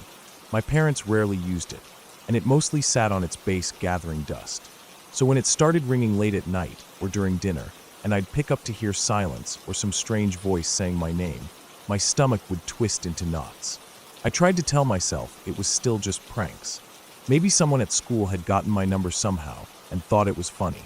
But deep down, I started feeling uneasy. Then I started dating. I thought maybe this would make things better. I had someone in my corner, someone I could lean on. But that's when the calls and messages took on a new shape. They started targeting my boyfriend too. He'd get messages saying awful things about me, lies meant to make him question me. They'd say I was cheating, that I was lying about where I was. And sometimes the creepiest part, they'd actually know where I was. If I told my boyfriend I was at the library, he'd get a message saying, "She's not at the library. You should check on her." It was like whoever it was had eyes on me. It caused fights between us. He started getting suspicious, and I couldn't blame him. But I also felt helpless because I didn't know how to stop it. Just like before, after a while, the calls and messages would stop, and things would settle down. I'd try to move on, to forget. When I went to college, I really wanted a fresh start. I left most of my high school friends behind. I deleted old social media accounts, cleared out my friends' lists, blocked people I didn't talk to anymore. I wanted to put that part of my life behind me. For a while it worked. I settled into dorm life, focused on my classes, tried to build new friendships. But halfway through my freshman year, the calls and messages started again. And this time, they felt different. They weren't just random or vague anymore. They were personal. They mentioned details about my life that no one outside of my small circle would know. Things about where I lived, what classes I was taking, even what I'd been wearing some days. It was like whoever it was had followed me into this new part of my life. I still tried to brush it off. I kept telling myself that as long as they weren't doing anything physically threatening, I could just ignore it until it stopped again. But sophomore year, when I moved out of the dorms and into an apartment with 3 other girls, it escalated. One night, the texts started coming in again. But these weren't like the others. They were threatening to Photoshop nude pictures of me and send them to people I knew. They claimed they already had pictures, that they were going to ruin me. I tried blocking the number, but new ones would pop up right away. I couldn't sleep that night. Every time my phone buzzed, my heart would pound. I felt trapped, like there was no escape. The next day, I changed my phone number. I thought that would be the end of it, but the damage had been done. I started to pull away from people. I stopped going out as much, stopped trusting my friends. I convinced myself that anyone could be behind it. The only person I felt like I could trust was my boyfriend. He was the one constant, the person who'd been with me through all of this. I didn't realize at the time how much I was isolating myself, how much I was shutting out the people who might have helped me. Then came the night at the concert. I was back home for the weekend, staying with my parents. My boyfriend had gotten drunk at the show, and we'd had a huge fight about it. I went home upset, trying to calm down. Around 2 a.m., the house phone started ringing. Again and again. When we answered, it was men asking for sexual services, one after another. My parents were horrified. We unplugged the phone, but it felt like the damage had already been done. The next morning, I had to sit down and explain to my parents everything that had been happening for years. Together, we went to the police. We changed our house number. We found out that someone had posted my number on Craigslist, advertising me as a prostitute. That was the moment everything started to click into place. I started to think about the timeline, about who had been in my life during all of these incidents. The one person who had always been there, who always seemed to benefit in some twisted way from my isolation, was my boyfriend. The fight that night, followed by the Craigslist post, it was too much of a coincidence. It was like he was trying to punish me for being mad at him, or scare me back into relying only on him. I started to see how manipulative he had been all along, how he'd played the role of protector while being the one causing the harm. It wasn't easy to leave him. He knew how to twist things, how to make me doubt myself. But I did it. That summer, I finally ended things for good. I tried to move on with my life. I focused on healing, on rebuilding the friendships I'd lost, on figuring out who I was without him. I stayed single for a while, just trying to get back to a place where I felt safe. Eventually, I met someone new, a kind, caring person who treated me with respect. We started dating, and it felt so different from anything I'd known before. I told him about my past, about the calls and the harassment. It felt good to be able to talk about it without feeling that same fear or shame. We agreed that it had been awful, but we didn't dwell on it. I wanted to move forward. For a while, everything was peaceful. I thought I was done with that part of my life. But then one day it started again. The text messages. The same kind of messages meant to stir up trouble, to make my new partner doubt me. They would always come when I was with him, and they said things meant to make it seem like I was cheating. I couldn't believe it was happening again. I had a new phone, a new number, a new circle of friends. I'd been so careful. The only connection I could see was my ex. I didn't want to take any chances. My husband and I went to the police and made a report. We named my ex-boyfriend as a suspect. We changed my number again. We were more careful than ever about who had it. That time, it finally stopped. I don't know if it was because the police tried to contact my ex and it scared him off, or if he realized I wasn't going to let it slide anymore. But the calls and messages ended. I haven't heard from whoever it was since then. I know that technically I never had proof that it was him. I know that in the eyes of the law, it's hard to do anything about anonymous harassment. But in my heart, I know who it was. I know how it all fits together now, how he slowly took control over my life without me even realizing it, how he used my trust in him as a weapon. I'm thankful every day that I got out when I did, that I found the strength to leave, to rebuild, to heal. I'm thankful for my husband, for his support, for believing me and standing by me when it would have been easy to doubt. I'm thankful that the harassment stopped, that I was able to move on and live without that fear hanging over me anymore. I've learned to be careful, to protect my privacy, but I've also learned to trust again. I've learned that the right people won't make you feel small or scared. They'll lift you up and help you feel safe. That's where I am now. I don't know if I'll ever have all the answers about what happened, but I'm okay with that. I'm focused on the future, on living a life that's mine, free from the shadows of the past. And that's enough for me.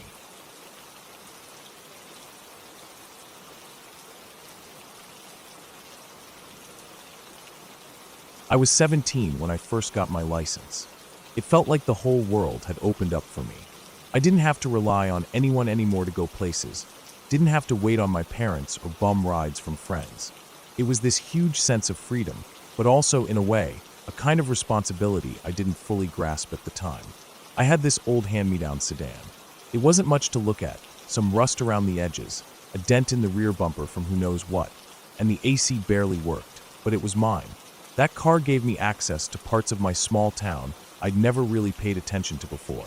Back in high school, my friends and I had this thing we did. Something stupid now that I think about it, but at the time it felt exciting. We'd go looking for abandoned houses, places people had forgotten about, or places people were too scared to go near. We'd sneak in, sometimes just to look around, sometimes to hang out and drink, and occasionally, if we were feeling bold, we'd throw a party. It was dumb, reckless, but we were kids, and the thrill of doing something we weren't supposed to made everything 10 times more fun. I worked at this little pizza place on the edge of town. It was mostly slow evenings, just takeout orders and the occasional dine-in customer, and the drive home took me past a lot of empty fields and patches of woods. About halfway between the pizza place and my house, there was this one property that always caught my eye. The house was massive, or at least, it was supposed to be. It was unfinished. Just a shell. a frame of what was probably meant to be a really nice place once. The walls were up, the roof was half done, but there were no windows, no doors, no signs of life. The yard was overgrown, and weeds had swallowed up what must have once been a driveway. The whole property had this look like whoever started it had just walked away one day and never came back. Every time I passed it, I'd slow down a little, trying to imagine what had happened. Why would someone just leave a house like that? It wasn't out in the middle of nowhere. Sure, it was on the edge of town, but it was still close enough that someone should have done something with it by now. The place just sat there year after year, getting swallowed up by the land. One day after work, I mentioned it to my buddy Tyler. We were hanging out, talking about plans for the weekend, and I told him about the house. He got that look in his eye, the same look he got whenever we stumbled across some new spot to explore. I knew what he was thinking before he even said anything. I told him I'd take him by there, just so he could see it for himself. It was late afternoon, probably close to 7. Summer meant longer days, but the sun was already dipping low, casting that kind of golden light that makes everything look a little softer, a little hazier. We'd made plans to see a movie later that night, so we had some time to kill. I figured we'd swing by the house, give it a quick look from the car, and head on. The road out there was mostly empty, like usual. We were listening to some music, windows down because the AC barely worked, and the air smelled like cut grass and hot asphalt. When we turned off the main drag and onto the little side road that led to the property, I felt that familiar mix of excitement and nerves. I don't know why. It wasn't like we were breaking in or anything. We were just looking. But there was something about that place that always gave me a weird feeling in my gut. The house came into view as we rounded a bend. Up close, it looked even bigger, but also more run down. The frame was gray and weathered. The roof had big patches missing, and the wood looked warped in places. There were no signs of construction equipment or materials. No piles of bricks or stacks of lumber. Just the house sitting there, like a skeleton of what it was supposed to be. I pulled into what was left of the driveway, the gravel mostly hidden beneath tall grass and weeds. We sat there for maybe 10 seconds tops. Just enough time for Tyler to lean forward and get a good look. The place was silent. No birds, no crickets, nothing. I remember the sound of the engine idling felt loud in that stillness. Neither of us said anything. We didn't need to. We both knew this place was perfect, the kind of spot no one would bother us at, where we could do whatever we wanted without worrying about neighbors or cops. But at the same time, there was that feeling, like maybe we shouldn't be there. I don't know if Tyler felt it too, but I sure as hell did. I shifted into reverse, planning to back out and head toward the main road. The whole time, I kept glancing at the rearview mirror, half expecting to see something, though I couldn't have told you what. We pulled out and started making our way back. I didn't even get 100 yards before I noticed the truck. It came out of nowhere. Big, dark, and old, with a front end that looked like it could drive through a brick wall without so much as a scratch. The truck was right on our tail, high beams blazing into the back window, so bright I could barely see. Tyler turned around in his seat, looking out the back. "Who the hell is that?" he asked, though I didn't have an answer. I kept driving, trying to stay calm. Maybe it was just a coincidence. Maybe someone lived nearby and was heading into town. But the way the truck hugged our bumper, lights blinding, I knew it wasn't random. Whoever it was, they were trying to send a message. We hit the main road and I turned right, heart hammering in my chest. The truck stayed right behind, too close for comfort. Then, instead of following me onto the road, the truck veered off, cutting through a gas station at the corner. I watched, stunned, as it angled across the lot, heading straight for the spot I was about to pass. Before I could react, the truck pulled in front of us, blocking the lane. I had no choice but to stop. The man who got out of the truck looked like he could have played linebacker in the NFL. Tall, broad-shouldered, with thick arms that strained the sleeves of his dirty t-shirt. His face was lined and rough, like someone who'd spent a lot of time outdoors, and his hair was messy, like he'd just taken off a hat. He didn't look mad. He didn't look anything. Just serious. Like this was business as usual for him. He walked up to my window, calm, steady. I didn't know what to do. My hands were tight on the wheel, and for a second I thought about trying to go around him, but I knew that wouldn't end well. Tyler was dead silent beside me, and for once, I think he was just as scared as I was. The man stopped at my door, leaned down, and rapped his knuckles on the glass. The sound was sharp and loud in the quiet. I hesitated, then rolled it down partway. The smell of gas and oil from the truck hit me, mixed with the faint tang of sweat. He looked at me, then at Tyler, then back at me. His eyes were pale, almost gray, and they didn't blink much. He asked what we were doing at the house. His voice was low, even, like he didn't need to raise it to get his point across. I panicked and lied, said we were just making a U-turn. My voice sounded thin, weak, even to my own ears. He stared at me for what felt like forever, then broke into a slow smile. It wasn't friendly. It wasn't angry. Just a smile. He straightened up, waved us on, and walked back to his truck like nothing had happened. I didn't waste a second.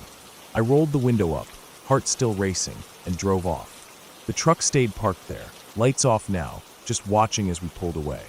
I kept glancing in the mirror until we were out of sight, half expecting him to come after us again. We didn't say much on the way to the theater. The car felt hot, the air thick, even with the windows down. Tyler finally broke the silence, saying something about how that was too close, how we shouldn't mess with places like that anymore. I agreed. We never talked about going back. Even now, years later, I still drive past that house sometimes. Nothing's changed. The house is still unfinished, still sitting there like it's waiting for something. The grass is taller, the wood more rotted. No for sale sign, no construction crew, no signs of life. Just that empty shell of a house and that big empty property behind it. I always think about that man. Who he was, what he was doing there, why he cared so much about two dumb kids poking around. I've got my guesses. Maybe it was a drug operation. Maybe it was something even worse. I don't know. I don't want to know. All I know is we got lucky that night. Lucky that he let us go. And I've never, not once, thought about setting foot on that property again.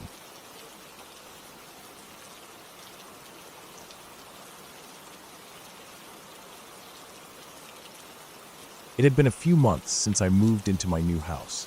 I'd bought it after years of saving and planning, and while it wasn't huge or anything fancy, it was mine. It was a small 2-bedroom place with a big basement and an attached garage.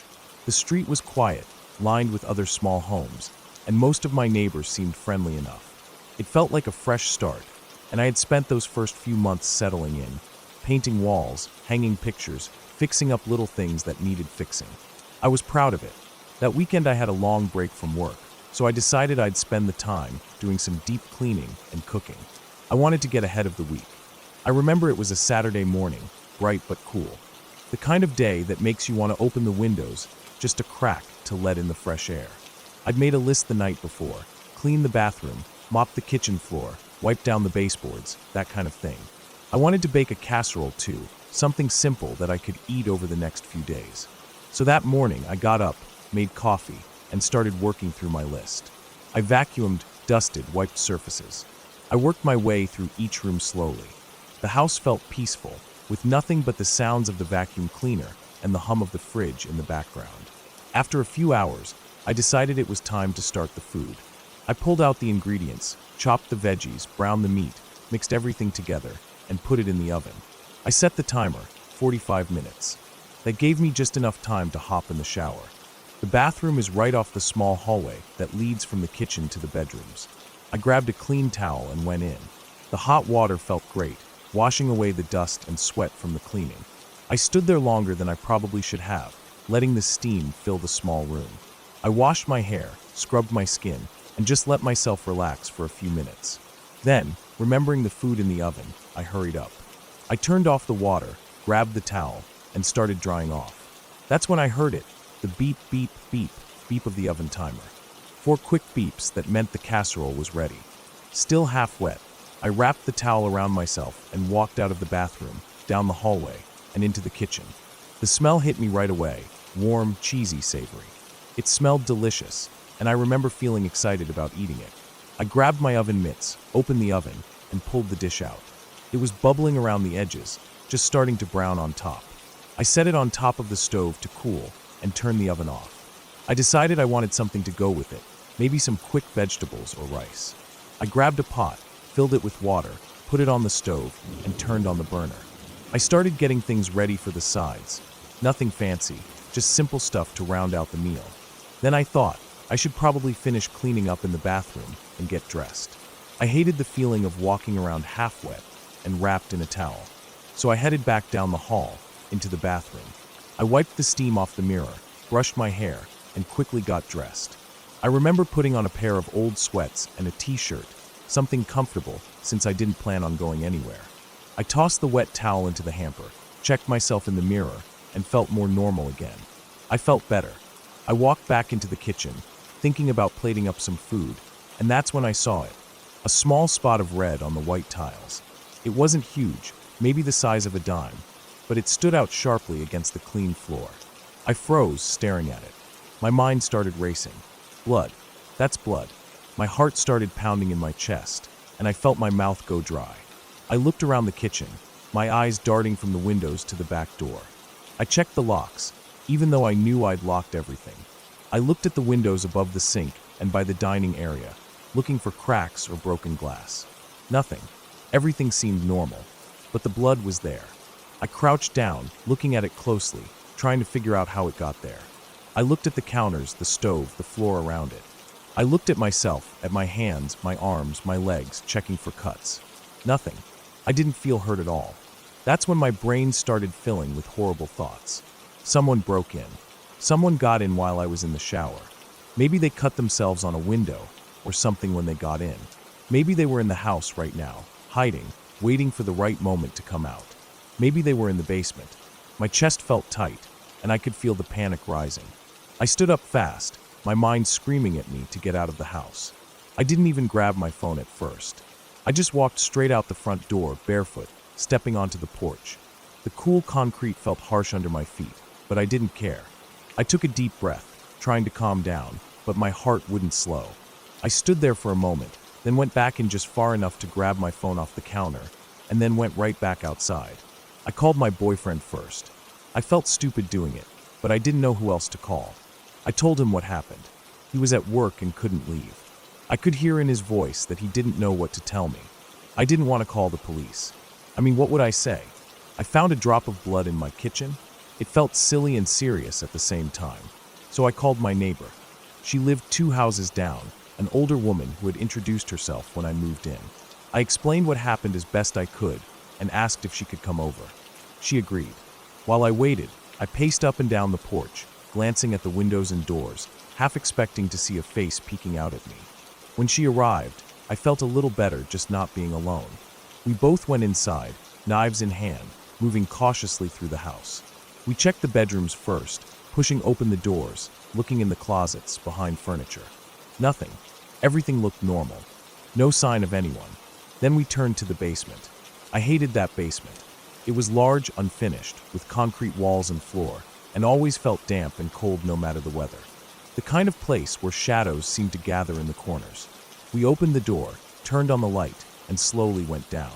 Each step creaked, and the air felt heavier. We checked behind the boxes, looked in the storage room, checked every dark corner. Nothing. Just the usual stuff I kept down there. Old furniture, holiday decorations, tools. A few spiders in the corners, but no intruder. We came back up, and I felt the tension start to ease a little. We checked the doors and windows again, just to be sure, but everything was locked, everything intact. No sign of a break-in anywhere. I thanked her for helping. She agreed it was strange, but said maybe there was some logical explanation. After a little while, she left. I cleaned up the blood spot, scrubbing the tile until it was spotless again. I kept thinking about it, trying to figure it out. Maybe it wasn't blood, maybe it was something from the food. But no, it had that deep red color, that unmistakable look. It was blood. But where from? I wasn't hurt. There was no one in the house. I checked all the corners, behind doors, under the beds. Nothing. No broken glass, no signs of entry. The rest of the day passed slowly. I couldn't stop thinking about it. I kept glancing at the floor where the spot had been, as if expecting it to reappear. I felt on edge, jumpy at every little noise. The house, which had felt like a safe place that morning, now felt strange. Like I didn't trust it anymore. I ate my food, though I didn't have much appetite, and tried to go about my day. But my mind kept going back to that moment of seeing the blood on the floor. A few hours later, I went to use the bathroom. That's when I noticed it. I realized I had started my period. And suddenly, everything clicked into place. The panic, the fear, the wild thoughts about intruders, it had all been for nothing. When I had bent down to take the casserole out of the oven, I must have, without realizing, dripped a bit onto the floor. I felt my face flush with embarrassment, thinking about how scared I had been, how I had called my neighbor over, how we had armed ourselves with knives and searched the house. I stood there in the bathroom, feeling a mix of relief and shame, but mostly relief. There was no intruder, no danger. Just me in my house, safe. I cleaned up, took a deep breath, and laughed a little at myself. It was a reminder, I guess, that sometimes the mind jumps to the worst conclusions, and that not everything that seems frightening really is. The rest of the night passed quietly. I slept better than I thought I would, knowing that there was nothing to fear, nothing hiding in the basement or lurking in the shadows. Just me in my home, where I belonged.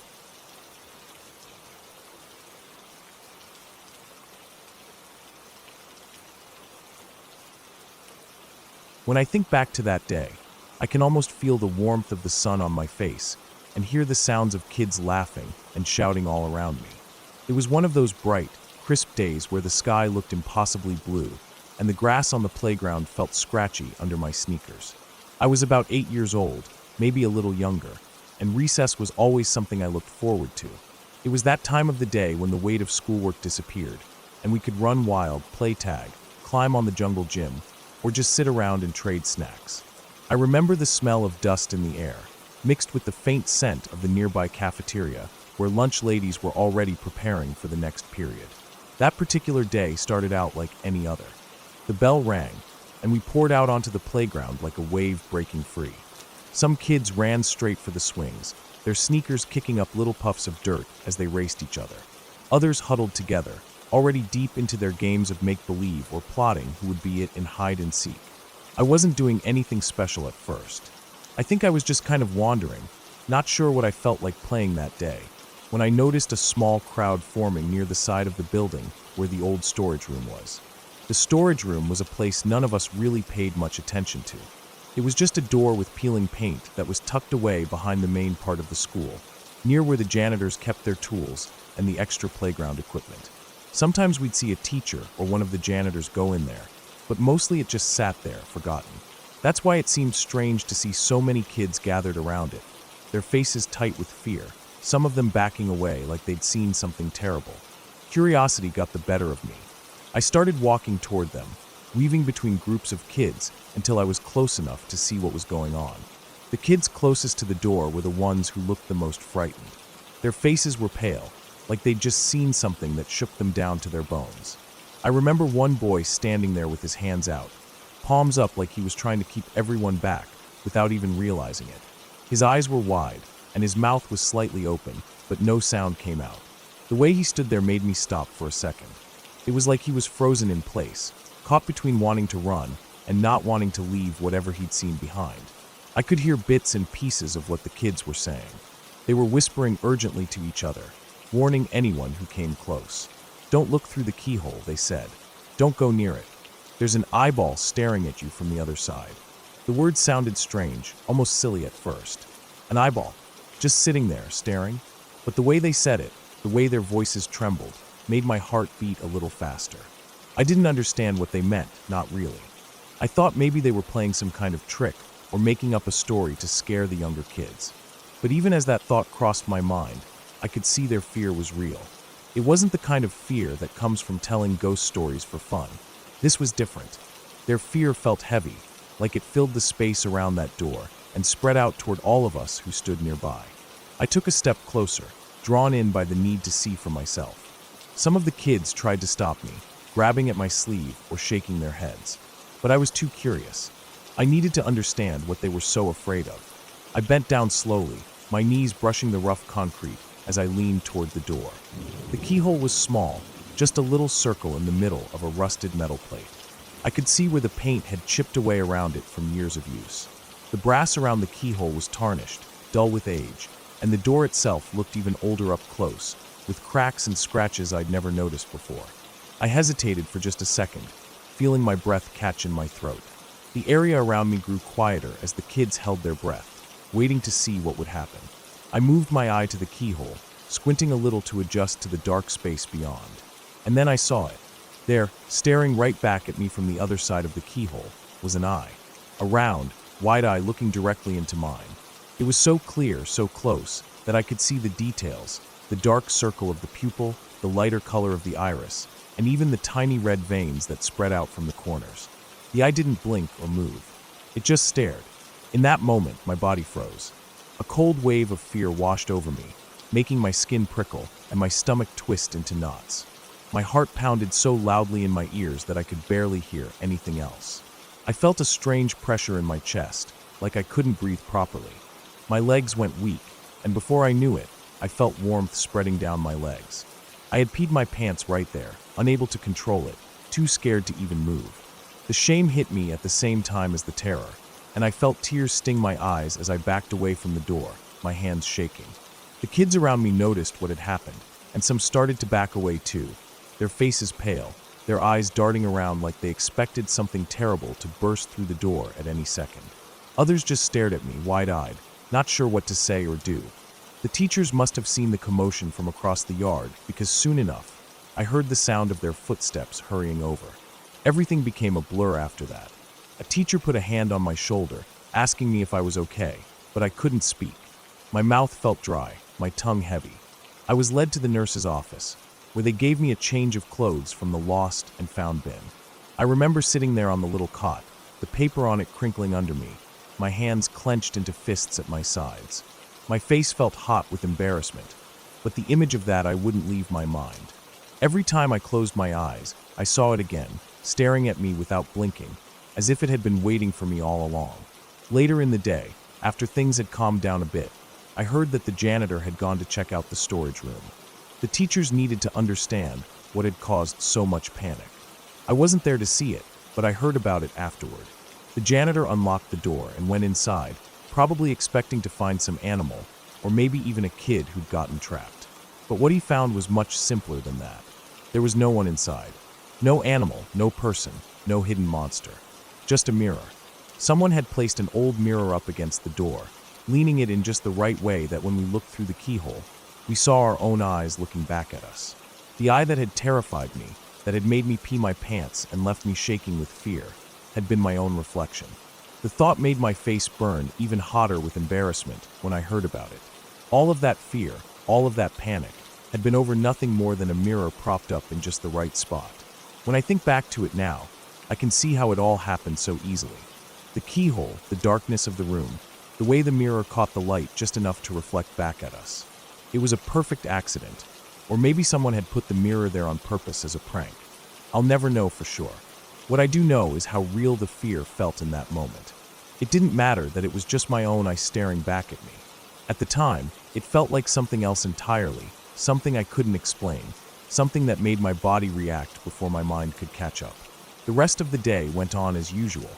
The teachers reassured us that there was nothing to be afraid of, and recess continued like normal the next day. But for a long time after that, I couldn't walk past that storage room without feeling a little chill run down my spine.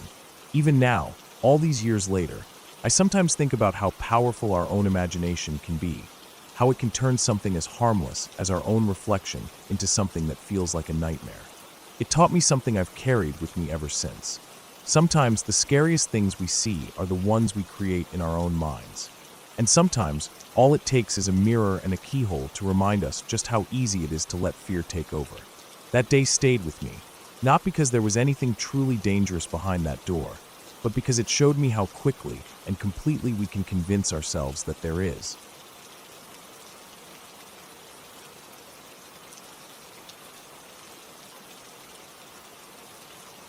I always felt lucky as a kid. My parents were the kind of people who trusted me, and I didn't want to let them down.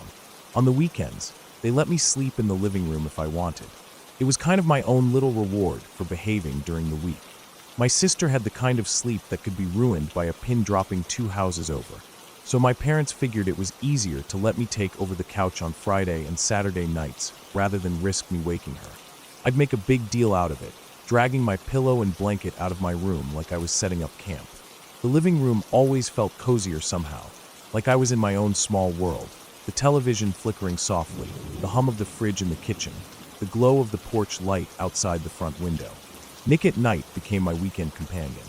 I'd watch reruns of old shows, the kind with laugh tracks that filled the house with a kind of warmth. But as much as I wanted to stay up all night like I told myself I would, I always ended up asleep before long. The couch was soft, the blanket warm, and my eyelids would get heavy. I don't remember falling asleep most nights. I'd just wake up sometime later, disoriented for a second until I remembered where I was. That night started the same as any other.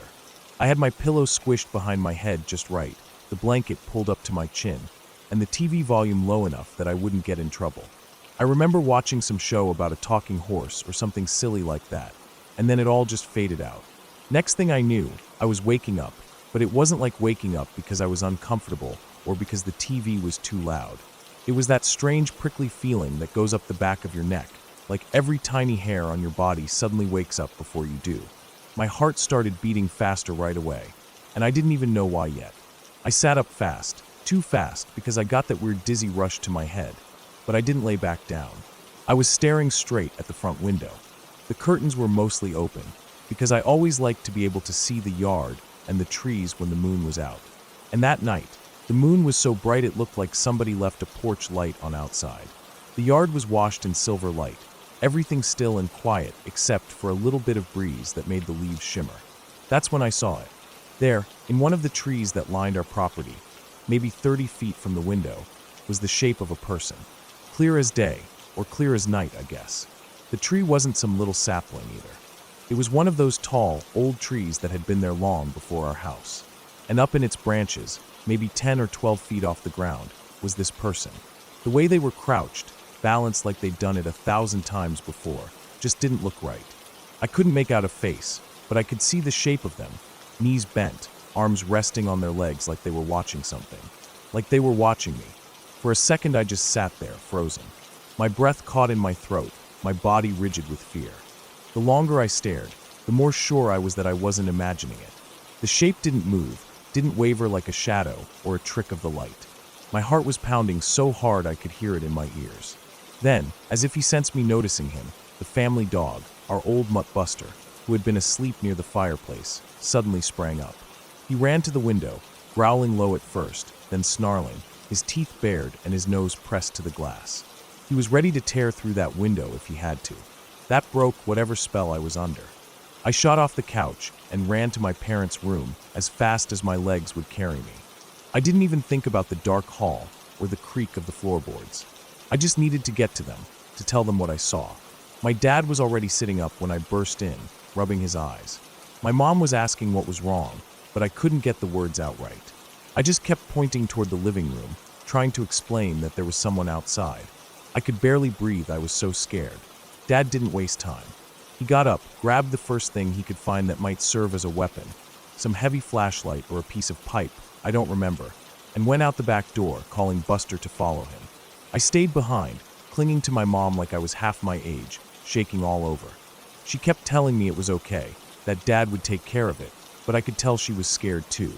We stood by the window in their room, peeking out into the night, listening for any sound from outside. It felt like forever before Dad came back inside. He was out of breath, his face tight, but he said he didn't see anyone. He walked around the house twice, went out toward the trees, even shined his light up into the branches. Nothing. No footprints, no broken branches, no sign that anybody had been there. He told me it was probably just my imagination, maybe a shadow that looked like a person. But I knew what I saw. I knew. That night, I didn't want to go back to the living room. My parents didn't force me. I went back to my bedroom, still rattled, and climbed into bed. My sister was awake by then, annoyed at being disturbed, but curious enough to listen as I whispered the whole thing to her. I kept looking at the window, half expecting to see that shape again. I tried to convince myself that it was over, that Dad would have found whoever it was if there really had been someone, that the dog would have chased them off. But the fear was still there, sitting heavy in my chest. Dad stayed up for a while, making rounds through the house, drinking coffee. I could hear him walking past my room, hear the soft creak of the floor in the hallway. That should have comforted me, but I couldn't shake the feeling that something wasn't right. I kept my eyes on the window, the moonlight casting faint shapes on the walls. My sister eventually drifted off, her soft breathing steady and calm. But I was wide awake, every sound making me jump. And then I saw him again. This time, he wasn't in a tree. He was standing right outside my bedroom window, maybe 5 or 6 feet from where I lay. The moonlight hit just enough that I could see his outline, could see the slight tilt of his head, as if he was trying to see inside. I stopped breathing, my body stiff with terror. And then, as if he knew I was watching him, he lifted a finger to his lips. That slow, deliberate motion of telling me to be quiet. It was like ice water poured down my back. And then he turned, not in a hurry, not looking around, and ran. Just ran in a straight line across the yard and disappeared into the trees. No stumbling, no looking back, no sound but the soft thud of his feet on the grass. I couldn't stop crying after that. The tears just came, and I couldn't make them stop. My chest hurt from holding in sobs, trying not to wake my sister, trying not to draw any more attention to myself. I didn't sleep for the rest of the night. I just lay there listening, waiting for some sound, some sign that he had come back. But there was nothing. The night stretched on, slow and cold, until finally the first pale light of dawn crept in through the curtains. When morning came, I told my parents what happened. My dad went back out, looked for tracks or broken branches, or any sign that someone had been there. He didn't find anything. No footprints, no scuff marks, nothing. It was like whoever it was had vanished into thin air. But I knew better. There was no mistaking what I saw. Twice. After that night, I didn't ask to sleep in the living room anymore. I kept to my room, kept the curtains drawn tight, kept a flashlight under my pillow. My parents didn't argue. I think they understood that I needed to feel safe again in my own way. And for a long time, I'd lie awake at night, listening to the sounds outside, jumping at shadows, wondering if I'd ever see that man again. But I didn't. He never came back. Maybe it was just some drifter passing through. Maybe someone who thought better of whatever he had in mind. I'll never know. But the memory of that night, of that cold finger to his lips, of the way he ran off without a word, stayed with me. It reminded me that sometimes the scariest things aren't the stories we tell or the monsters under the bed. Sometimes it's the things that happen right outside your window when you least expect it.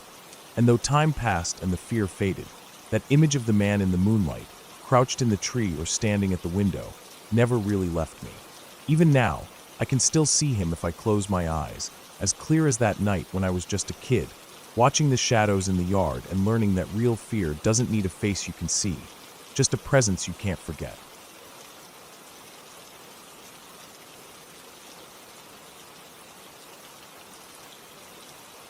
It was a regular weekday morning when it happened.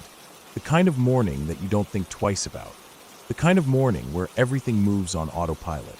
The sun had barely crept up over the tops of the trees lining the backyard, casting long shadows on the dewy grass. The air still held that cool, early chill before the day's heat rolled in. My cousin's wife, let's just call her Sarah, had woken up early to feed the baby, get him dressed, and prepare him for daycare before heading to work herself. She'd done this routine so many times, it was muscle memory at this point. The house they lived in was a simple one-story brick house with 3 bedrooms and 2 baths, built sometime in the late 70s. It sat on a quiet suburban street where neighbors mostly kept to themselves, the kind of place where people nodded politely but rarely talked beyond small talk over the fence. My cousin and Sarah had been in that house for about 5 years. It wasn't fancy, but it was home. They had put a lot of work into it, making it theirs. The nursery had been painted pale blue with little animal decals on the walls. The kitchen had old linoleum floors they always meant to replace. The yard had a swing hanging from one of the big oaks, though their son was still too small to use it. That morning, Sarah loaded the baby into his car seat and set off. The daycare was only about 10 minutes away, but halfway there, she reached over to the passenger seat, looking for her phone. It wasn't there. She felt that brief flicker of frustration. Not because she needed it right that second, but because she relied on it for everything. Work emails, calls, checking the time, reminders. She sighed, turned the car around, and headed back home. She pulled into the driveway, the tires crunching over the gravel patch near the mailbox, and sat for a moment before getting out. The house looked the same as it always did. The same welcome mat she'd meant to wash weeks ago. The same small crack along the porch step that my cousin always swore he'd patch up. Nothing seemed off at all. She grabbed her keys, unlocked the front door, and stepped inside. The smell of their house hit her first, that familiar mix of baby lotion, coffee, and whatever candle she'd last lit. The quiet felt normal too. The soft hum of the fridge, the tick of the wall clock. Nothing seemed strange. She moved through the living room, past the couch still draped with a baby blanket, and headed toward the hallway. That's when everything shifted. She turned the corner, and there it was. The attic ladder, pulled down, fully extended, right there in the middle of the hallway. It stopped her dead in her tracks. She froze, her mind trying to catch up with what her eyes were seeing. That ladder hadn't been used in years. Maybe once when they first moved in, when my cousin had poked his head up there to see what kind of storage space they had. But after seeing the mess of loose insulation, he hadn't bothered again. There was no reason for it to be down now. None.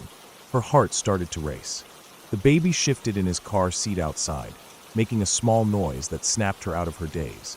She didn't call out. She didn't ask if anyone was there. Something deeper, more primal, told her not to stay quiet, to back away. And so she did. She moved as slowly and silently as she could, backing down the hallway, out the front door, closing it gently behind her.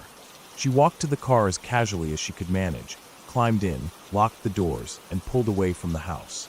Her hands were shaking on the steering wheel. She didn't go far, just around the corner, to a spot where she could still see part of the house, but felt safer. There, she grabbed her work phone, the one she kept in the car for emergencies, and dialed 911. Her voice trembled as she explained what she'd seen. The operator was calm, asked her to stay where she was, and assured her officers would be there soon. She sat there, staring at the house, heart pounding. Every car that drove by made her jump. She kept glancing at the baby, peaceful in his seat, blissfully unaware. Minutes felt like hours until the police finally arrived. 2 cruisers pulled up, lights flashing but sirens off. The officers moved quickly, one coming over to speak with Sarah while the others approached the house. She told them everything she knew, which wasn't much, just that she'd come home for her phone and found the ladder down. The officers drew their guns and went inside. Sarah watched as they disappeared through the front door. From her angle, she couldn't see much, just the occasional shadow moving past a window. It felt like forever before they finally emerged, faces serious. One of them came back over to her and told her the house was empty. No sign of forced entry. No one in the attic. But they'd found something else. Something worse. They asked her if she and my cousin could come inside, if they could show them what they'd discovered. My cousin had already been called and was on his way home from work, breaking every speed limit along the way. When he arrived, pale and wide-eyed, they went inside together. The house looked normal at first glance. The living room, the kitchen, the baby's room. Nothing seemed out of place. But then the officers pointed out the little things. Things that, on their own, might not have meant much. The ceiling fan in their bedroom, the base had been slightly shifted. The light fixture in the bathroom, a faint scratch around the edge where it had been opened. And worst of all, in the nursery, a tiny pinhole near the baseboard, positioned perfectly to see the crib. They showed them the devices. Small cameras, expertly hidden, connected to wires that ran into the walls and up into the attic. In the attic itself, they found the transmitter. A small box, no bigger than a shoebox, with tiny blinking lights. It had been sending video to somewhere nearby. The officers followed the signal. It didn't go far, just a few houses down. A neighbor's house. The kind of neighbor you wave to, but don't really know. The kind of neighbor who always seemed polite, quiet, kept to himself. He'd lived there longer than my cousin and Sarah. Long enough to have known the previous owners of their house. Long enough to have been given a key. The police got a warrant. They searched his house. And what they found was sickening. Screens, hard drives, footage, years of it. Videos of my cousin and Sarah living their lives, completely unaware they were being watched. Eating dinner, putting the baby to sleep, watching TV. All of it recorded and stored. He'd been watching them for years, and not just watching. The police believed he'd been inside the house many times, slipping in when they were out, installing cameras, adjusting angles, updating equipment. That morning, they figured he'd been in the attic, working on something when he realized he needed a part or tool. He'd run back to his house to get it, leaving the ladder down, not expecting anyone to come home mid-morning. And that's when Sarah walked in. The man was arrested, charged with multiple crimes. The police took all the equipment as evidence. The house felt different after that. Violated. No matter how many locks they changed, no matter how many cameras they installed themselves, it never felt the same. My cousin and Sarah couldn't shake the feeling that someone had been in every part of their lives without them knowing. They moved not long after. Sold the house, left the neighborhood behind. The new house was newer, smaller, but it felt safe. It took time, but they started to feel normal again. They got a dog. They double-checked every lock, every window. And they never, ever took feeling safe for granted again.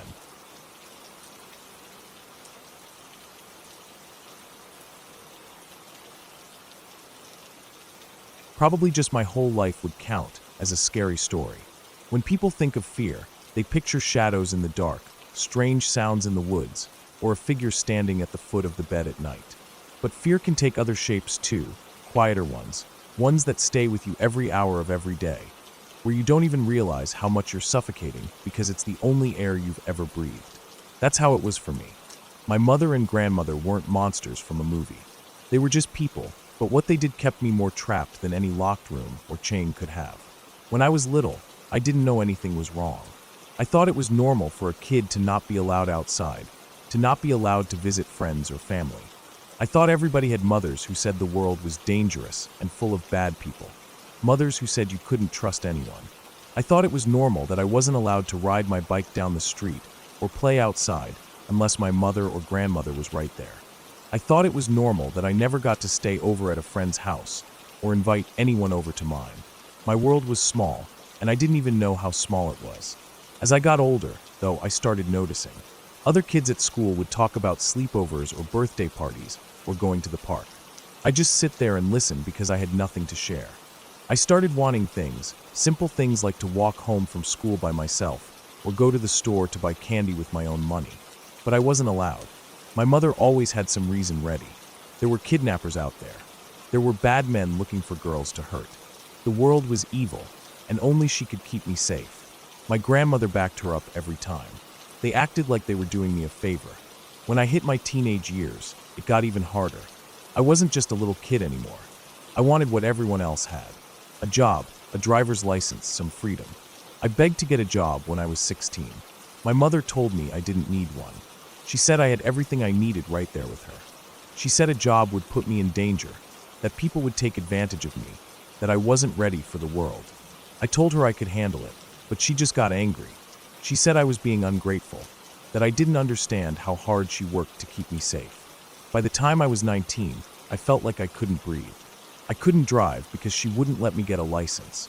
I couldn't work because she wouldn't let me apply anywhere.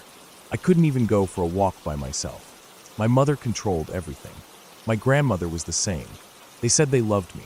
They said they were protecting me. But it felt like they were smothering me, keeping me locked in a cage. I started trying to save up some money, in secret. I didn't have much, just little bits I found doing laundry or change I found around the house. Sometimes I'd swipe a couple dollars out of my mother's purse when she wasn't looking. I felt guilty, but I felt desperate. I hid the money in places I didn't think they'd look. Inside an old book on a shelf, tucked behind the lining of a jacket I never wore, buried at the bottom of a box in my closet. I knew if my mother found it, she'd take it. She said all the money in the house was hers, that I didn't need it, that she was the only one who needed it. I packed a bag one morning.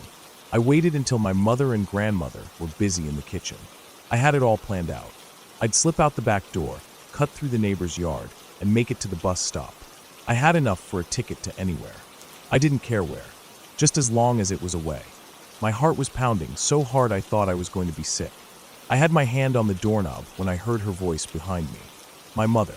I don't even know how she knew. Maybe she saw me through the window. Maybe she just had a feeling. She screamed my name, and before I could move, she tackled me. I went down hard, the bag slipping from my hand. My mother was strong when she wanted to be. She pinned me down, yelling, calling for my grandmother. The two of them dragged me back inside, slammed the door, and locked it. I thought that was bad, but it got worse. My mother took my phone. She called the company and reported it stolen, so I couldn't use it. She said I didn't deserve to have it, that I'd only use it to get myself hurt or killed. She slept on the floor next to my bed for weeks after that, so I couldn't sneak away. Every time I woke up, she was there, watching me, making sure I didn't run. One day, she said she was taking me somewhere that would help. I didn't even have the strength to argue. She took me to a church meeting, a holiness church, strict and fiery. They said I was full of demons, that I was rebellious and wicked. I sat there for hours while they prayed and shouted, laying hands on me, trying to force the evil out. I was so tired, so numb, I just let it happen. I thought maybe if I played along, they'd stop. Weeks passed. I tried again. I managed to get a bus ticket. I thought I'd learned from the first time. I didn't pack much. I kept my bag small, hid it outside under the porch the night before. I told myself I'd leave when everyone was asleep. But my mother had been watching me closer than ever. When I got outside, my cousin was there. I didn't expect that. She told me she was helping me.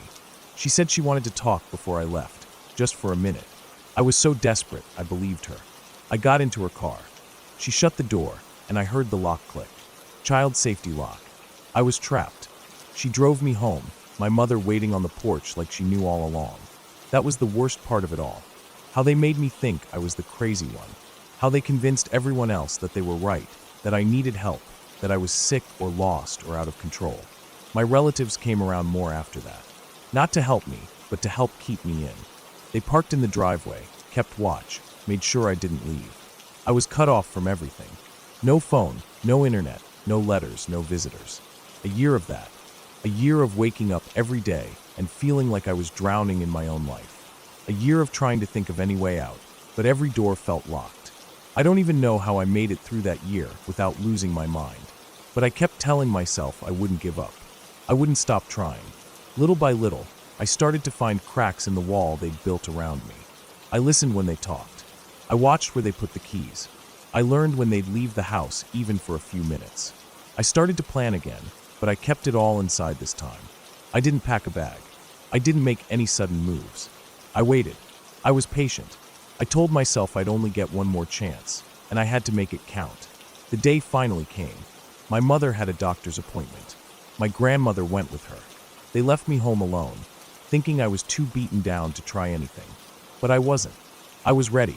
I grabbed the little money I had hidden away, the bits I'd managed to save without them finding it. I slipped out the door and didn't look back. I walked for miles.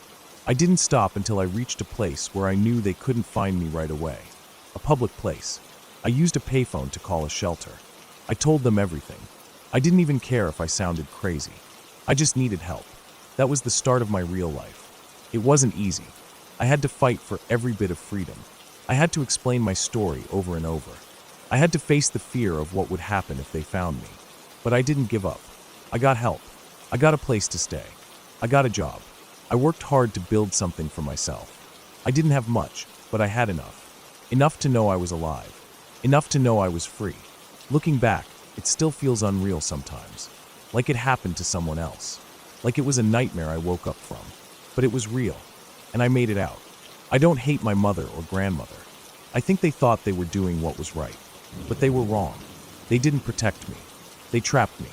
And I'll never let myself be trapped like that again. I've learned how strong I am. I've learned what I'm capable of. And I'll never stop fighting for my own life, no matter what.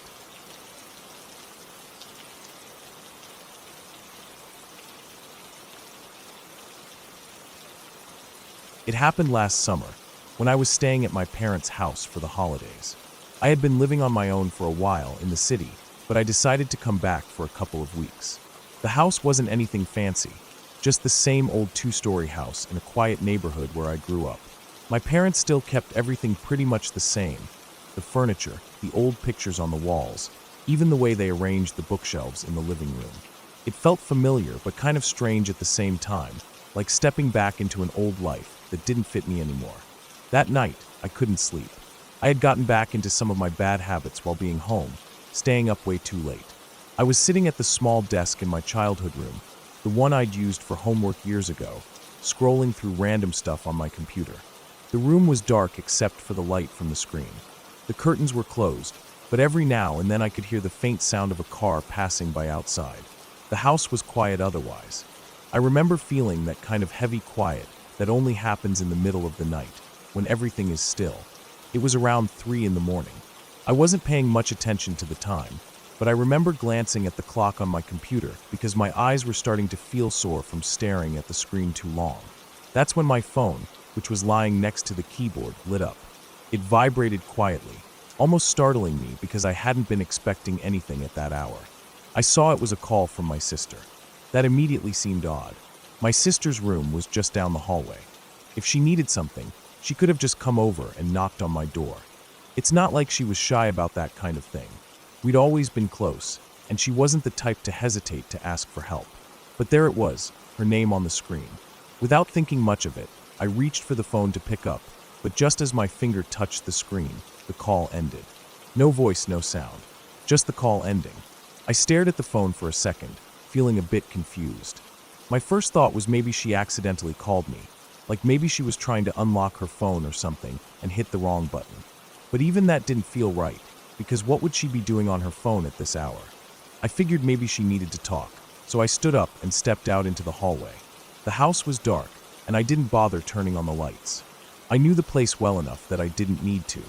The floor creaked under my feet as I walked toward her room. As soon as I got to her door, before I even raised my hand to knock, I heard her scream.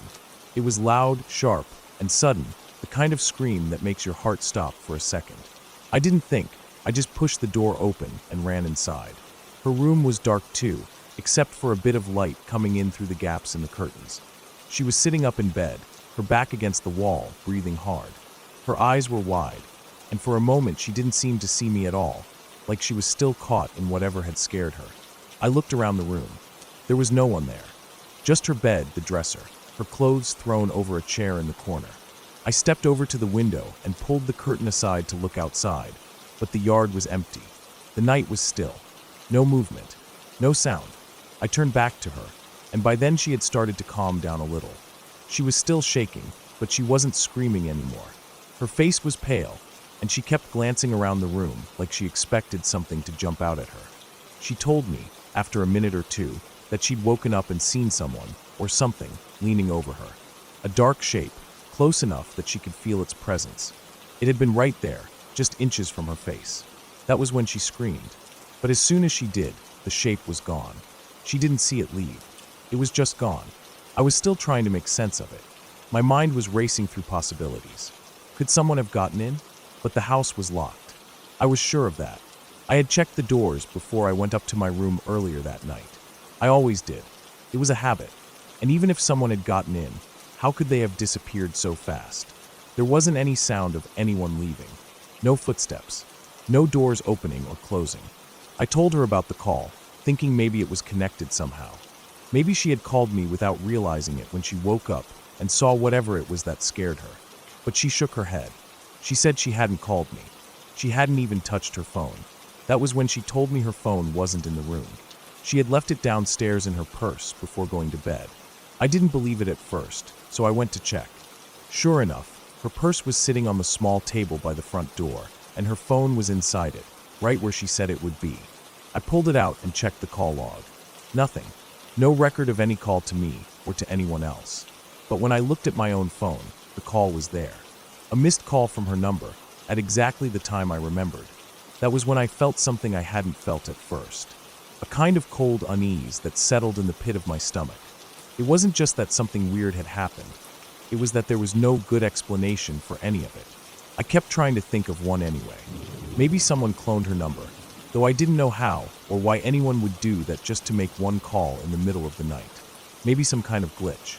But that didn't explain what she saw in her room. And it didn't explain how the call came right before she screamed. I didn't sleep the rest of that night. Neither did she. We ended up sitting in the living room together with the lights on, both of us too wired to even think about going back to bed. Every sound the house made, the settling of the wood, the hum of the refrigerator, made us both jump. My parents were asleep upstairs, and we didn't want to wake them, so we just sat there in that uncomfortable silence, both of us lost in our own thoughts. The next day, we tried to act like things were normal. My parents didn't know anything had happened. We didn't tell them. What would we say? That we got scared because of a call that shouldn't have happened and a shadow that shouldn't have been there? We went through the motions of the day, but I kept catching my sister glancing over her shoulder. I kept doing it too.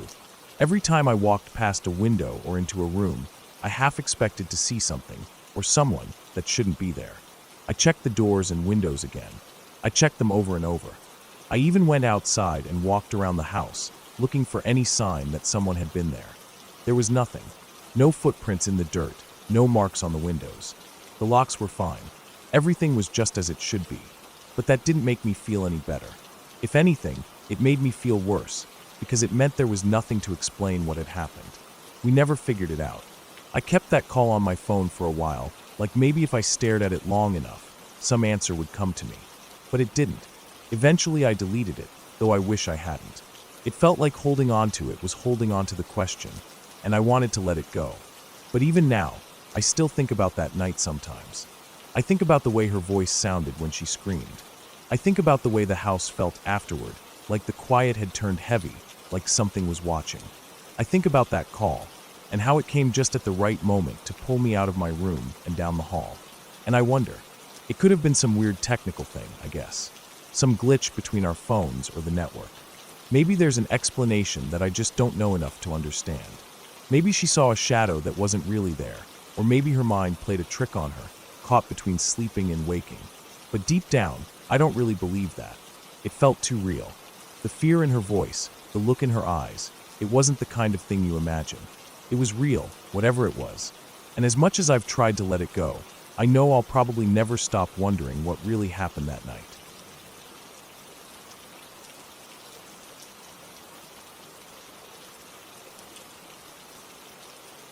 It was one of those summer nights where the heat from the day still clings to the air, but the breeze at night makes it feel just a little easier to breathe.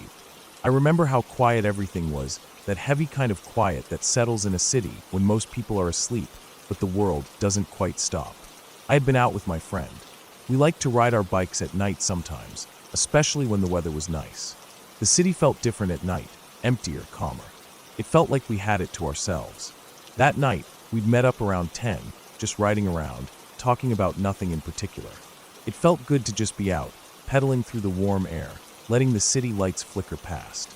It must have been around midnight when we decided to call it a night. We stopped at a corner near where my friend's apartment was, and we said our goodbyes. I remember standing there for a second after they left, straddling my bike, just listening to the hum of the city at night. The occasional car in the distance, the soft whir of my tires as I started to roll forward, the sound of my own breathing. I only had about 2 blocks to go. I wasn't nervous or anything. I'd done that ride plenty of times before. Because of some road work, the street was torn up a bit. There were cones and barriers, so I rode on the sidewalk. The streets were empty. No cars, no one out walking their dog, just me. The city felt almost like it wasn't mine anymore, like it belonged to the night itself. I wasn't in a hurry. I was coasting, enjoying the quiet. Then, as I neared the corner where I would turn onto my street, I saw him. He was walking ahead of me, maybe 6 feet in front, going in the same direction. He didn't look like much. A man in his 40s maybe.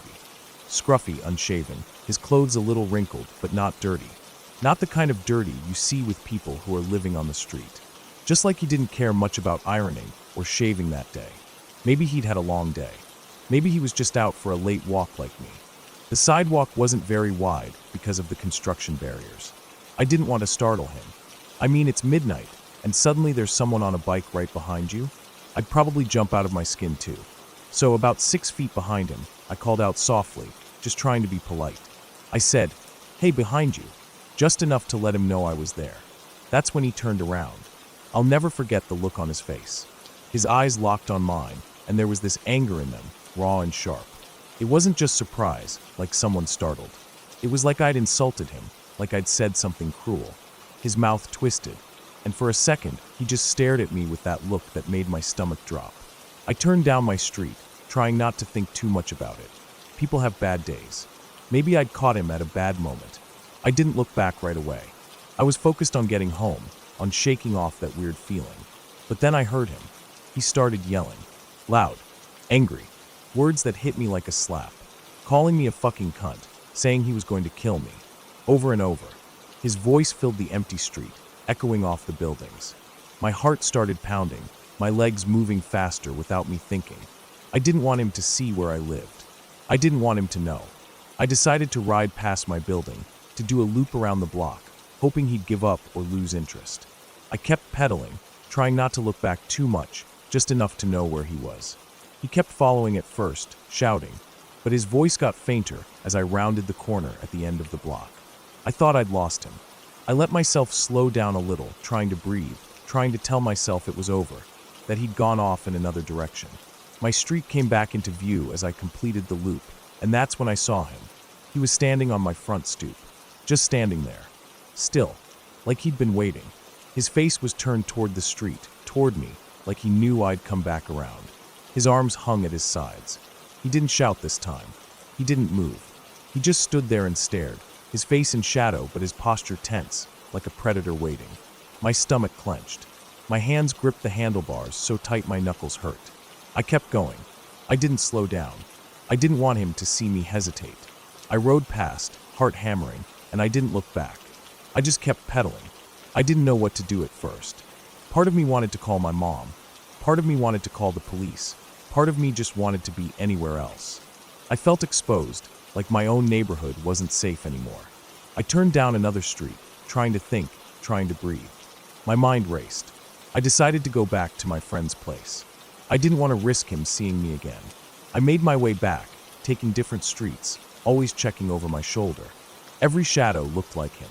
Every parked car felt like it was hiding him. When I finally got to my friend's, I knocked soft at first, then harder until they came to the door.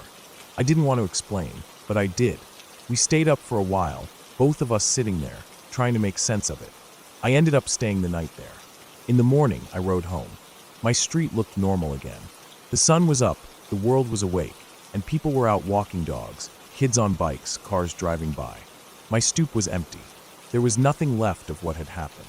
Just me, and the leftover fear that clung to me even in the daylight. I tried to shake it off. I told myself it was just some guy who'd had a bad night, maybe drunk, maybe high, maybe angry at something that had nothing to do with me. But it didn't really help. The image of him standing there, waiting, stayed with me. 2 days later, my bike got stolen. It was locked up in the alley by the house, the same place I always kept it. The lock was cut clean through. I came out that morning ready to ride to the store and just stared at the empty spot where my bike should have been.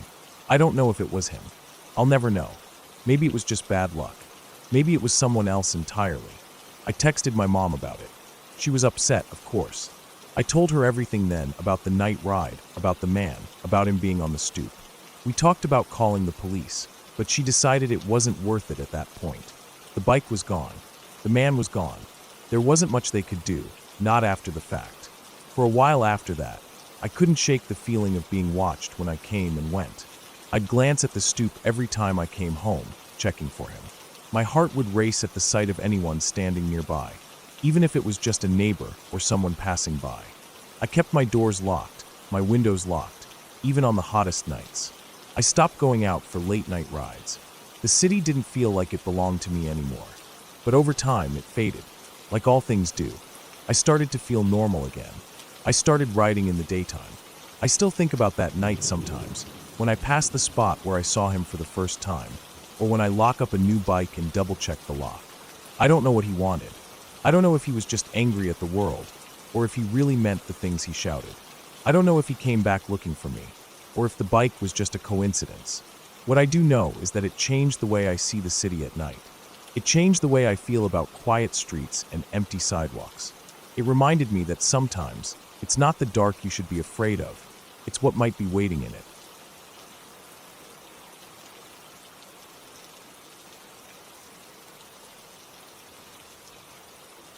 I had been living in my car for a few months by then.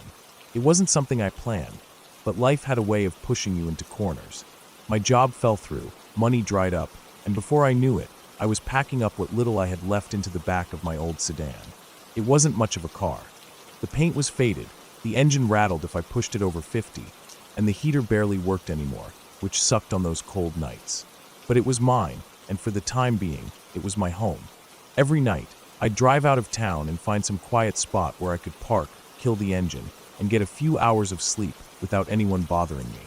At first, I stuck to places I knew, old parking lots behind closed stores, rest areas, or wide shoulders on back roads where I wouldn't be in anyone's way.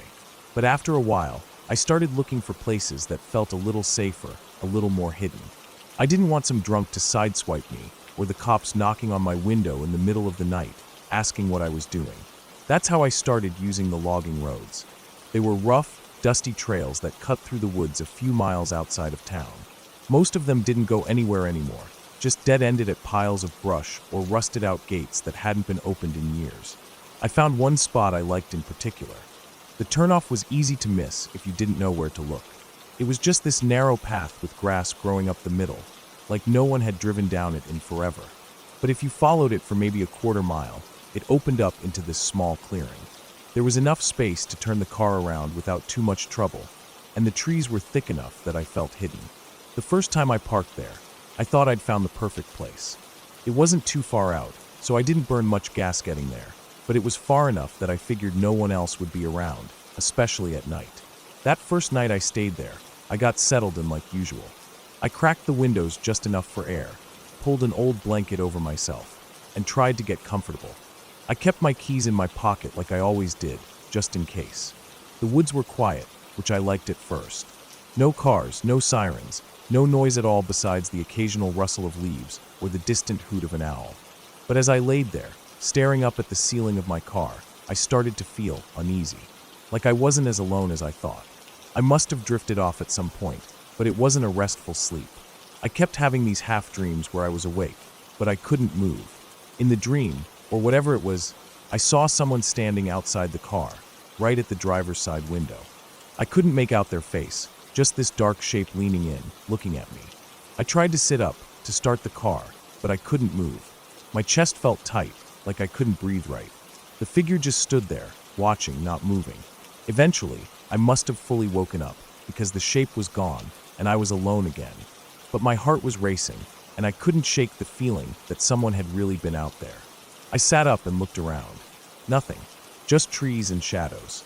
I told myself it was just a bad dream. I'd been stressed, tired. Maybe my mind was playing tricks on me. I didn't go back to that spot the next few nights. I found other places to park, other logging roads, or empty lots. But none of them felt as hidden as that clearing, so after a while, I talked myself into trying it again. I figured I'd just had a weird night. It happens. I went back, parked in the same spot, and tried to relax. But that feeling came back as soon as I killed the engine, the sense that someone was out there. I told myself I was being stupid, that I'd be fine.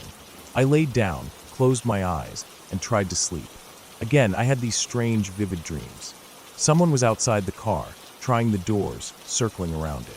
I heard the crunch of footsteps on the gravel, the soft rattle of the door handle as they tested it. I felt trapped, too scared to move or open my eyes. When I finally did, everything was quiet again. No one was there. But I didn't sleep much the rest of the night. Every sound made me jump, the wind, the creak of the car as it settled, even my own breathing. The next night was the same. I went back for some stupid reason, maybe because I didn't have any better options. And again, I had those nightmares, that awful feeling of being watched, of someone right there outside, waiting to get in. After that, I said screw it. I wasn't going back to that spot. I found other places, even if they weren't as hidden. I'd rather deal with the occasional curious cop or loud engine on the highway than spend another night in that clearing. Weeks went by. I kept to my routine, driving, parking, sleeping, repeating. It wasn't a great life, but it was mine, and I managed. One afternoon, I'd been driving around for hours. I was exhausted. I hadn't slept well the night before, and I just needed a nap. The sun was out, the day was warm, and I figured it would be safe enough. Against my better judgment, I headed back to that old logging road. I told myself it was just for an hour or two. Broad daylight, nothing to worry about. I pulled in, parked in the clearing like before, and leaned the seat back. The car was warm from the sun, and the woods were quiet. It actually felt kind of peaceful at first. I closed my eyes and let myself drift, just trying to rest. Maybe 10 minutes passed. I wasn't fully asleep yet, just sort of in that in-between state where you're almost dreaming, but still aware of the world. That's when I heard it, a soft rustling sound, like something moving through the brush. My eyes snapped open, and I held my breath, listening. The sound came again, closer this time. A soft crunch of dry leaves, the snap of a twig underfoot. I sat up slowly, trying not to make any noise. The rustling kept coming, moving through the trees toward the clearing. And then I saw him. A man, maybe mid-40s, scruffy beard, dirty clothes. He was pushing a beat-up old bicycle, the kind with the basket on the front. He wasn't riding it, just walking it down out of the trees, right past my car. His eyes were on the ground, like he was focused on where he was stepping. I recognized him right away. I'd seen him around town before, digging through trash cans for bottles, sometimes camped out behind stores. I'd always kept my distance. There was something about him that set me on edge. Not just that he was homeless like me, but the way he moved, like he was always watching, always waiting. He didn't look at me as he passed, just kept walking, slow and steady, pushing that bike along the edge of the clearing. I sat there, frozen, heart pounding. He wasn't doing anything threatening, but the shock of seeing him there, out in what I thought was my private little spot, hit hard.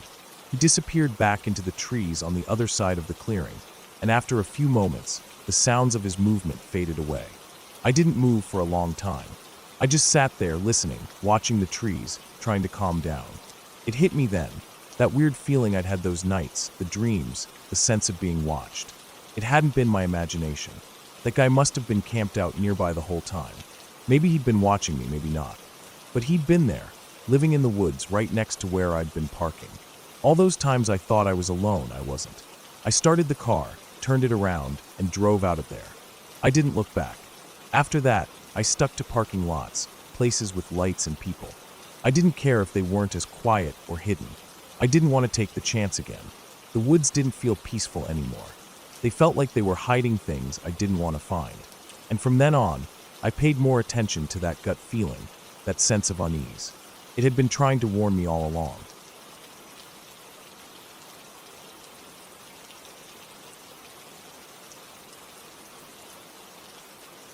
When I was a kid, probably around 8 or 9 years old, my mom and I lived in this old apartment building.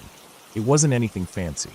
The walls were thin, and I could always hear the neighbors arguing or laughing or watching TV late at night. The floors creaked whenever someone walked across them, and the hallways always smelled a little musty, like wet cardboard or old newspapers. It wasn't the kind of place that felt warm or welcoming, but it was home, and I didn't know any different back then. We lived on the second floor, right above this woman who my mom had started talking to not long after we moved in. I don't remember exactly how they met, maybe in the laundry room or the mailboxes downstairs, but pretty soon my mom was inviting her up for coffee or tea almost every afternoon. Her name was Ellen.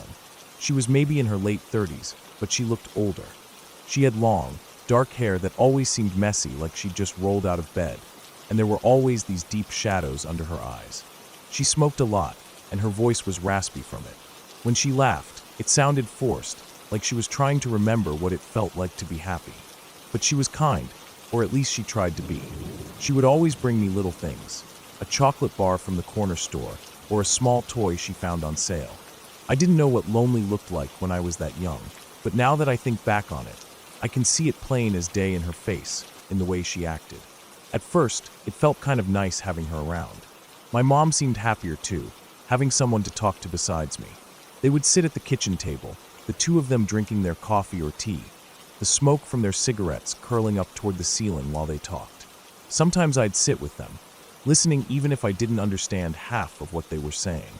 Other times I'd play with my toys or do my homework in the living room while their voices droned on in the background. Then one day Ellen stopped coming. At first, my mom didn't think much of it. People get busy, she said. Maybe she wasn't feeling well or had something to take care of. But after a few days turned into a week, and then more, my mom started to get this look in her eyes, worried, but trying not to show it. I'd hear her on the phone calling downstairs, but no one ever picked up. When we walked past Ellen's door on the way out or in, my mom would pause for a second, like she was listening for something inside. But there was never a sound. One afternoon after school, I came home to find my mom standing by the window, staring out at nothing. She turned when I came in and said we should go check on Ellen. Her voice was calm, but I could tell she was nervous. I nodded, not sure what else to do. So we went downstairs together, our footsteps echoing in the stairwell. The hallway on the first floor felt colder than usual. Maybe it was just in my head, but everything seemed quieter too, like the building itself was holding its breath. We stopped in front of Ellen's door. My mom knocked, soft at first, then louder. No answer. She tried calling her name, but still nothing. I remember standing there, staring at the door, feeling my stomach twist into knots. My mom tried the handle, and to our surprise, it wasn't locked. When she pushed on the door, it creaked open slowly, like in those old movies where something bad is about to happen. The smell hit us right away. It was this thick, sour, metallic stench that made my eyes water and my stomach turn. I didn't know what it was at first, but it was strong enough that I instinctively brought my hand up to cover my nose. We stepped inside, my mom hesitating at first, but then moving forward like she had no choice. The apartment was dim, the curtains drawn tight so barely any light got through. It was a mess, dishes piled in the sink, ashtrays overflowing, clothes scattered on the couch and floor. The air felt heavy, like it hadn't been breathed in or out for a long time. I stayed close behind my mom, my heart pounding in my chest. We walked down the short hallway toward the bathroom.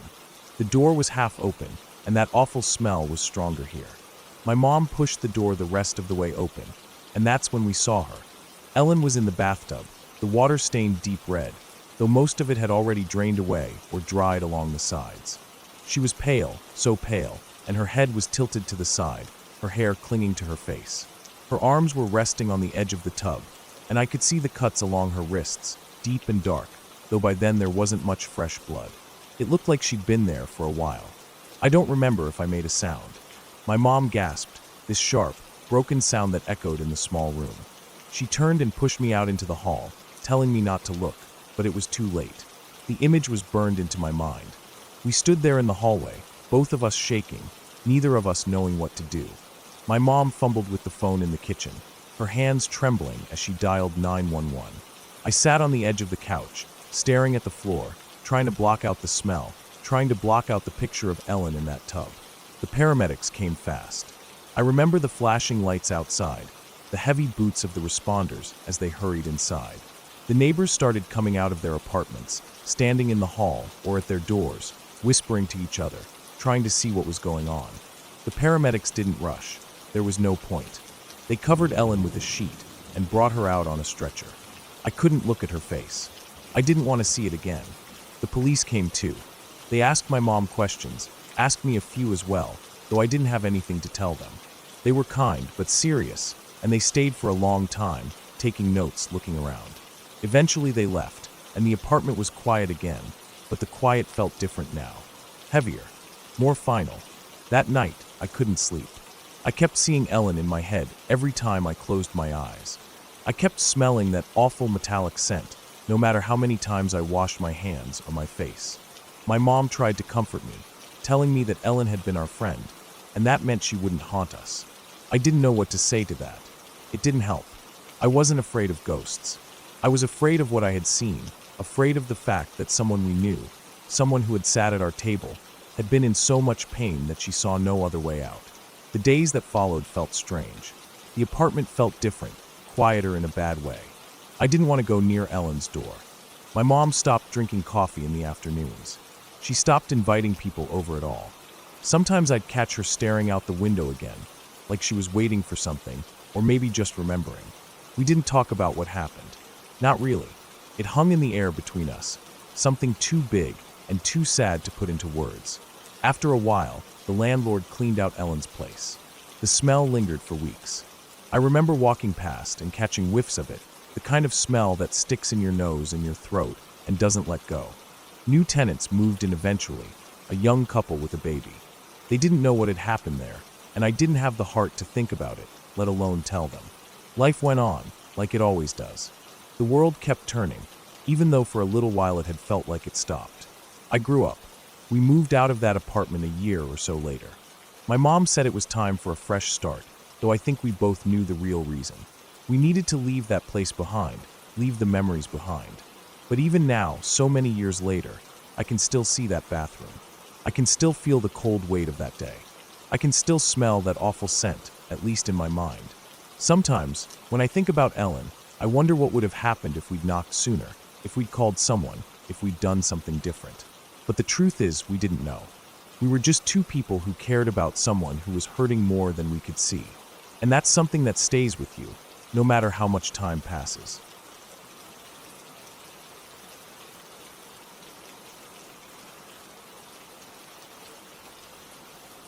My house sits farther back on the lot than most other houses on my street. It's something I never really thought about much until that night. The way the property is laid out always felt kind of strange, but I didn't care. The sidewalk runs straight from the street, up the drive, along the side of the house, past the garage, and then it curves, running the length of the living room before it ends at the small front porch. It's a weird setup because the front door isn't really in the front, it's kind of off to the side. And the living room has these big windows. Huge windows that don't open, almost like picture frames for the world outside. Great for light during the day, awful for privacy. Anyone who walks by can see in, see everything. No curtains, no blinds, nothing. Just wide open panes of glass. That night I had the house to myself. My parents and younger brother were out of town for the week. They went on some trip, a family vacation I didn't want to go on. I had work, and honestly, I just wanted some time alone. A little break from the noise, the arguments, the routines. I thought I'd enjoy having the place to myself.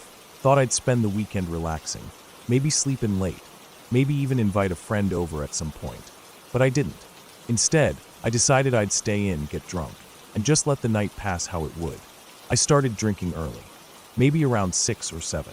Just beer at first, then I moved to whiskey. I didn't have much of a plan, just sitting on the couch in the living room, watching whatever was on TV. The couch sits right underneath those big windows, so anyone walking up the sidewalk or even driving by could see me plain as day. But I didn't care. At least, not then. I wasn't thinking about who might be out there or who might be watching. I was just enjoying the quiet and the buzz I was starting to feel. By 9 or so, I was smashed. I remember turning off the TV because it was getting too loud, too bright. The house was dark except for a small lamp I had on next to the couch. I remember thinking about heading back to my bedroom, but I felt heavy. My head was swimming, and the idea of walking through the house, down the hallway, past those dark doorways, just felt like too much. It's hard to explain. I wasn't just drunk, I was uneasy. The kind of uneasy you feel when you're too aware of being alone. When every creak of the house feels louder than it should. When the shadows look like they're hiding something. So I stayed on the couch. I let myself drift off, telling myself I'd just sleep there for the night. It wasn't the first time I'd passed out there, and I figured it wouldn't be the last. I don't know how long I was out. It felt like I'd only closed my eyes for a second, but when I woke up, the room was cold. I mean really cold. I had chills running up and down my arms, goosebumps on my skin. The kind of cold that gets under your clothes, that makes your teeth clench. And I didn't know why. The heat had been on. I hadn't touched the thermostat. I was still groggy, my head still buzzing from the alcohol, but I knew something felt wrong. It was quiet, dead quiet. The kind of silence that makes your ears ring a little, that makes you realize how loud the house normally is even when it's empty. The hum of the fridge, the faint tick of the clock in the kitchen, the sound of the wind through the trees, all of it seemed to be gone. I didn't move at first, just laid there listening. My eyes were still closed, but I was awake now, fully awake. I could feel my heart beating harder in my chest, the way it does when you know something isn't right. Then came the banging. It was loud, sudden, right above me. I opened my eyes before I could stop myself, before I could even think about what I was doing. I looked up, straight at the window, and there, standing outside, was someone. A figure, tall and dark, leaning close to the glass and pounding on it with both hands. I froze. My body wouldn't move. My mind was racing, but my limbs were dead weight. I just stared up at this person, this shadow against the night, their face hidden by the glare of the lamp. The banging kept going, steady and hard. The sound of flesh on glass. My mind tried to make sense of it, tried to tell me it was a prank, some drunk neighbor, a kid messing around. But deep down I knew that didn't make sense. Nobody walks back here. Nobody comes up this far off the street, not at 3 in the morning. And then I realized that's what the cable box said. 3:04 to be exact. I didn't move. I didn't want to draw attention to myself, as if somehow this person didn't already see me. The lamp was on. I was lying right under the window. I was in plain view, but I couldn't move. Couldn't think past the sound of my heart pounding in my ears. The banging stopped. Just like that. Silence. I didn't dare breathe. My eyes burned from staring, but I didn't blink. I kept looking at the window, waiting, expecting. And then, just when I thought maybe it was over, maybe they'd left, the banging started again. But not just at the window this time. The front door. Someone was at the door, pounding just as hard, just as steady. The window and the door. 2 different spots, 2 different people. I was sure of it. I could hear both, the way the sounds overlapped, the way they echoed through the house. I felt sick. My stomach twisted in knots. My skin felt too tight. My hands trembled where they lay at my sides. I didn't know what to do, didn't know where to go. I thought about getting up, thought about making a run for it. But where? The back door? It would mean crossing the room, exposing myself even more. My phone was on the coffee table, but it felt like miles away. I didn't dare reach for it, didn't dare move an inch. The pounding kept going, on, over and over, relentless. 40 minutes. That's how long it lasted. 40 minutes of terror, of sitting there frozen, waiting for the glass to break, for the door to cave in. I kept imagining it, the window shattering, hands reaching in, grabbing me, pulling me out. Or the door bursting open, figures rushing inside, faceless in the dark. And then, as suddenly as it started, it stopped. Just stopped. The silence came crashing back, heavier than before. I waited. God, I waited so long. I didn't move for what felt like hours. I listened for footsteps, for voices, for the sound of someone walking away. But there was nothing. Just silence. Eventually, the first hint of dawn started to creep through the windows. That weak, gray light that makes the world look washed out and unreal. I felt like I could breathe again, like the weight on my chest had lifted just a little. I got up slowly, legs stiff, body aching. My head was pounding, but I didn't care. I went to the door, locked, still locked. The windows intact. Outside, the yard was empty. No footprints on the dew-covered grass. No signs of anyone having been there. But I knew what I heard. I knew what I saw. I didn't imagine it. I called a friend later that morning, asked him to come stay the rest of the week. I didn't want to be alone anymore. I didn't tell him everything at first. I just said I'd had a scare, that I didn't feel safe. His response stung more than I let on, but I couldn't blame him. The rest of the week passed in a blur. I barely slept. Every night I stayed up, listening, waiting. But nothing happened again. The house stayed quiet, the nights uneventful. When my family finally came back, I felt like I could breathe again. But the house didn't feel the same. I didn't feel the same. Even now, I check the locks twice, 3 times before bed. I keep the lamp on in the living room. I avoid those windows. And every time I hear a noise in the night, my heart jumps into my throat, and I remember that night, the banging, the fear. I don't know who they were, or what they wanted. I probably never will. But I know this, I'll never forget it. And I'll never feel completely safe in this house again.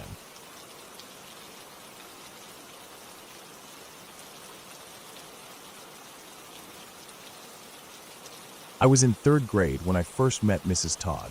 She wasn't like any teacher I'd had before. She was short, maybe only a little taller than some of the older kids, and she had this big curly hair that seemed to bounce when she walked. Her glasses were always sliding down her nose, and she'd push them up with the back of her hand as she talked. I remember that first day of school so clearly. I was nervous, sitting at my desk, trying to figure out what 3rd grade was going to be like. But then she smiled at me.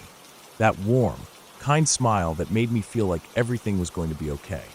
From that moment, I felt safe in her class. Mrs. Todd always treated me special. At least that's how it felt to me. She'd call on me first whenever there was a fun activity, like helping her pass out papers or drawing on the board. She'd always say things like, "What a good job you're doing," or "You're so helpful." I loved that. I loved the attention. It made me feel important, like I mattered more than I usually felt I did. I went home almost every day and told my mom how great Mrs. Todd was. I'd say things like, "She's my favorite teacher ever, and I hope I have her forever." My mom would smile and nod, happy that I liked school so much. I didn't think anything was strange about it at the time. I just thought I was lucky to have such a nice teacher. School became my favorite place to be. I'd get up in the morning, excited to go. I'd pick out my clothes the night before and make sure my backpack was packed neatly. I'd think about what Mrs. Todd might say to me the next day. She always made me feel like I was doing great, even if I didn't understand something right away. I started to try harder in class because I wanted to keep getting that praise. I wanted to keep being her favorite. Then one day something weird happened. I remember it so clearly. It was a regular morning. I walked into the classroom, put my stuff down, and sat at my desk. I opened the top of the desk to put away a folder or maybe a pencil case. I don't remember exactly what I was putting in there. But when I opened it, I froze. Sitting right there in the pull-out drawer was a Victoria's Secret magazine. I didn't even know what to think at first. I just stared at it. My heart started beating really fast because I knew that wasn't something I was supposed to have. I didn't even know how it got there. I thought I was going to get in trouble for sure. The kid who sat next to me noticed how shocked I looked. He leaned over and saw it too. We started whispering about it. I kept saying, "I don't know how it got there. I didn't put it there." He seemed just as confused as I was. But before we could say much more, Mrs. Todd walked over. It was like she appeared out of nowhere. I remember feeling a rush of fear. My hands were shaking a little. She leaned down and asked, "What have you got there?" I stammered out that it was sitting in my desk when I got there that morning. I didn't know anything about it. I just wanted it gone. But then something strange happened. Mrs. Todd didn't seem mad at me. Instead, she looked at my classmate, the one sitting next to me, and said that he must have put it there. She kept saying it over and over. "He must have put it there," she said. "I'm sure he did." I was so confused. Why was she saying that? My friend kept saying, "I didn't do it," but she didn't seem to hear him. She just kept repeating that it was him, that he must have done it. After a while, I started to feel like maybe he really did put it there, even though part of me knew that didn't make any sense. Eventually I nodded and said, "I guess he could have put it there." I just wanted the whole thing to be over. After that, things felt a little different. I couldn't stop thinking about it. Why would there be that kind of magazine in my desk? Why was Mrs. Todd so quick to blame the other kid? But at the time, I didn't have the words for those thoughts. I just felt weird about it, like something wasn't right. But I still liked Mrs. Todd. I still felt special when she paid attention to me. A few days later, she caught me as I was getting ready to leave for the day. The other kids were packing up and heading out the door, but she asked me to stay behind for a minute. She knelt down so we were eye level and smiled at me, that same warm smile that always made me feel good. She told me that if I kept doing well in class, I could go on a special field trip. Just me and her. A weekend trip to the Gulf of Mexico. She said it would be so fun, just the two of us. We'd see the ocean, eat good food, have adventures. I felt so excited. I couldn't believe she'd choose me for something like that. I went home that day full of energy, thinking about how amazing that trip would be. But then, out of nowhere, Mrs. Todd was gone. One day she was there, and the next we had a new teacher. Nobody really explained why. The new teacher wasn't mean, but he wasn't like Mrs. Todd. He didn't call on me first. He didn't compliment me all the time. I felt invisible in his class. I remember feeling so sad about it, like I'd lost my favorite person. I even cried at home a few times, but I didn't really tell my mom why. I just missed Mrs. Todd. I missed how special she made me feel. For a long time, I thought about her. I wondered where she went. I wished she'd come back. I thought about that trip to the Gulf of Mexico and how fun it would have been. I felt cheated that I didn't get to go. Years went by. I grew up. I went through middle school, high school, and eventually became an adult. And somewhere along the way, those memories started to feel different. I started to look back at them and see them for what they really were. I started to realize how strange that whole situation had been. The magazine in my desk. The way she blamed my classmate without any reason. The way she kept repeating it until I agreed. The way she talked about a weekend trip for just the two of us. How no other teacher ever acted that way toward me or anyone else. I thought about how lucky I'd been that she left when she did. I thought about how that trip could have ended badly. I thought about what might have happened if she'd stayed at the school. It scared me thinking about it. It still scares me sometimes when I let myself think about it for too long. I wonder who made the decision to replace her. I wonder if someone noticed something, if someone was watching out for me without me even realizing it. I'll never know, but I'm grateful now in a way I couldn't have understood back then. Back then, all I knew was that I missed her. Now I understand that what I was missing wasn't really what I thought it was. It was attention. It was feeling special. But it wasn't safe. And it wasn't right. I see that clearly now. And I'm thankful that nothing worse happened. I'm thankful that someone stepped in, even if I don't know who. And when I think about it now, I feel more relief than sadness. Because I was just a kid, and kids shouldn't have to think about things like that. But I'm glad I can see it for what it was now. And I'm glad that's where the story ended.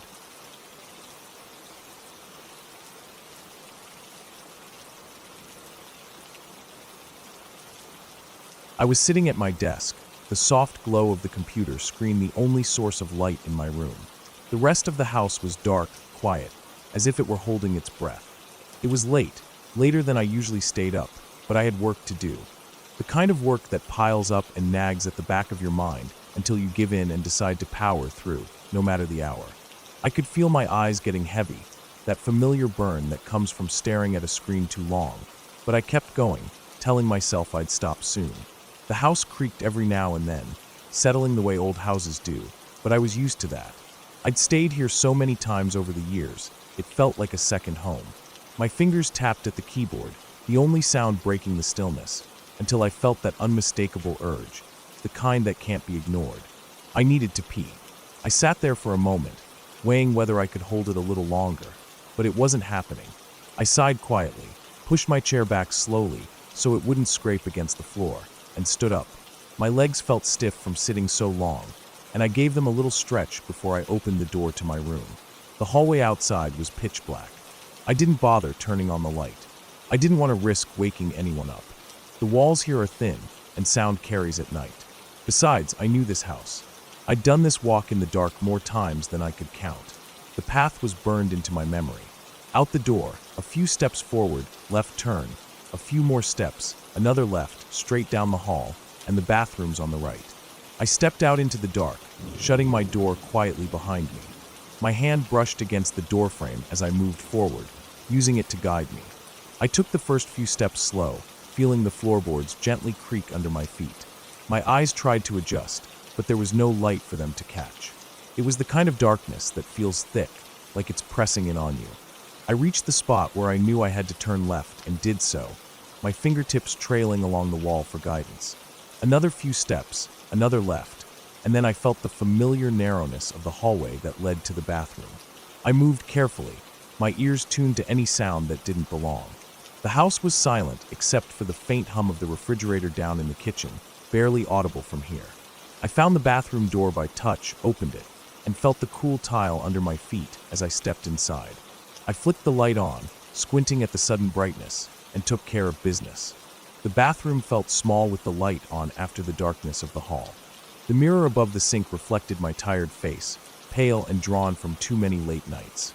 I washed my hands, turned the light off, and stepped back out into the blackness. Now came the tricky part. I hadn't wanted to turn on the hall light before, but now, after stepping back into the dark, I regretted that decision. It was darker than I remembered. Or maybe my eyes had gotten too used to the light in the bathroom. Either way, I could see absolutely nothing. Not even the faint outlines of doorways or the shimmer of moonlight through a window. It was as if I'd gone blind. I stood there for a second, trying to let my eyes adjust, but nothing changed. I couldn't see my own hand in front of my face. Still, I told myself no big deal. I knew the path. I just had to retrace my steps. Straight ahead a little, then a right, a few steps, then another right, and my door would be right there. I moved forward slowly, one hand stretched out in front of me, the other lightly brushing the wall. My fingers felt the texture of the wallpaper, familiar bumps and ridges. The house was silent except for my own breathing, which sounded loud in my ears. I took a few steps and felt where the hall opened up a little, and I made my right turn. At least I thought I did. The thing about moving in the dark is how easily you start to doubt yourself. I took a few more steps, feeling like I should be close to my door by now, but I wasn't feeling the familiar doorframe under my fingers. Just more wall. That's when it happened. Out of the corner of my eye, or what would have been the corner of my eye if I could see anything, I thought I caught movement. Just the faintest suggestion of a shape, darker than the dark around it, shifting ever so slightly. I froze. Every hair on my body stood on end. My heart started to thump harder in my chest. I held my breath and listened, straining to hear anything that wasn't me. Nothing. The silence was absolute. I told myself it was nothing, that it was just my imagination, but I couldn't shake the feeling that something was there, that something had moved. I forced myself to take another step forward. I reached out, hoping to feel the door handle soon, hoping this would all be over in a few more seconds. But then I saw it again, or thought I did. That shadowy shape, moving towards me. Not fast, not jerky or aggressive, just steady, deliberate. My heart raced. My mouth went dry. I stopped again, rooted to the spot, feeling panic starting to creep in around the edges. My mind raced through possibilities. Was it a person? How could it be? Everyone was asleep. Had someone broken in? But there had been no sound, no footsteps, no creak of a floorboard. I stood there, shaking, trying to get a grip. I took a slow, deep breath and took one more step forward, my hand reaching out, desperate to feel the door handle, to have the safety of my room again. But as I moved, so did the shadow. Closer this time, right in front of me. It loomed larger, so close I felt like I should be able to touch it. My eyes tried to focus, but there was nothing to focus on. Just that shapeless, formless darkness that felt too close, too real. I felt like I was going to scream. I opened my mouth, ready to call out for help, to wake the whole house if I had to. And that's when my nose bumped into something hard, cold, and smooth. I froze, confused, then slowly reached out with my hands. Glass. I was touching glass. And then it hit me all at once. The mirror. The mirror that hangs on the wall right next to my door. I had gotten turned around in the dark. Somewhere in that hallway, I'd missed my second right turn. Instead of heading towards my door, I had been walking straight towards the wall, towards the mirror. The shadowy figure I kept seeing, the thing that had terrified me so completely, had been my own reflection all along. My own movement in the pitch black, my own shape barely visible against the deeper darkness of the mirror. Relief flooded through me so hard I almost laughed, though it came out as more of a shaky exhale. My heart was still pounding, my hands trembling as I felt along the wall and found the corner I'd missed.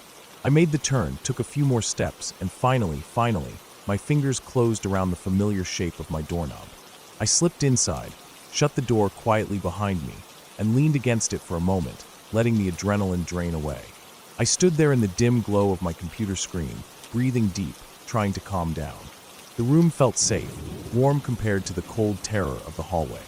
I shook my head at myself, amazed at how easily fear can twist the mind, how quickly the dark can play tricks on you.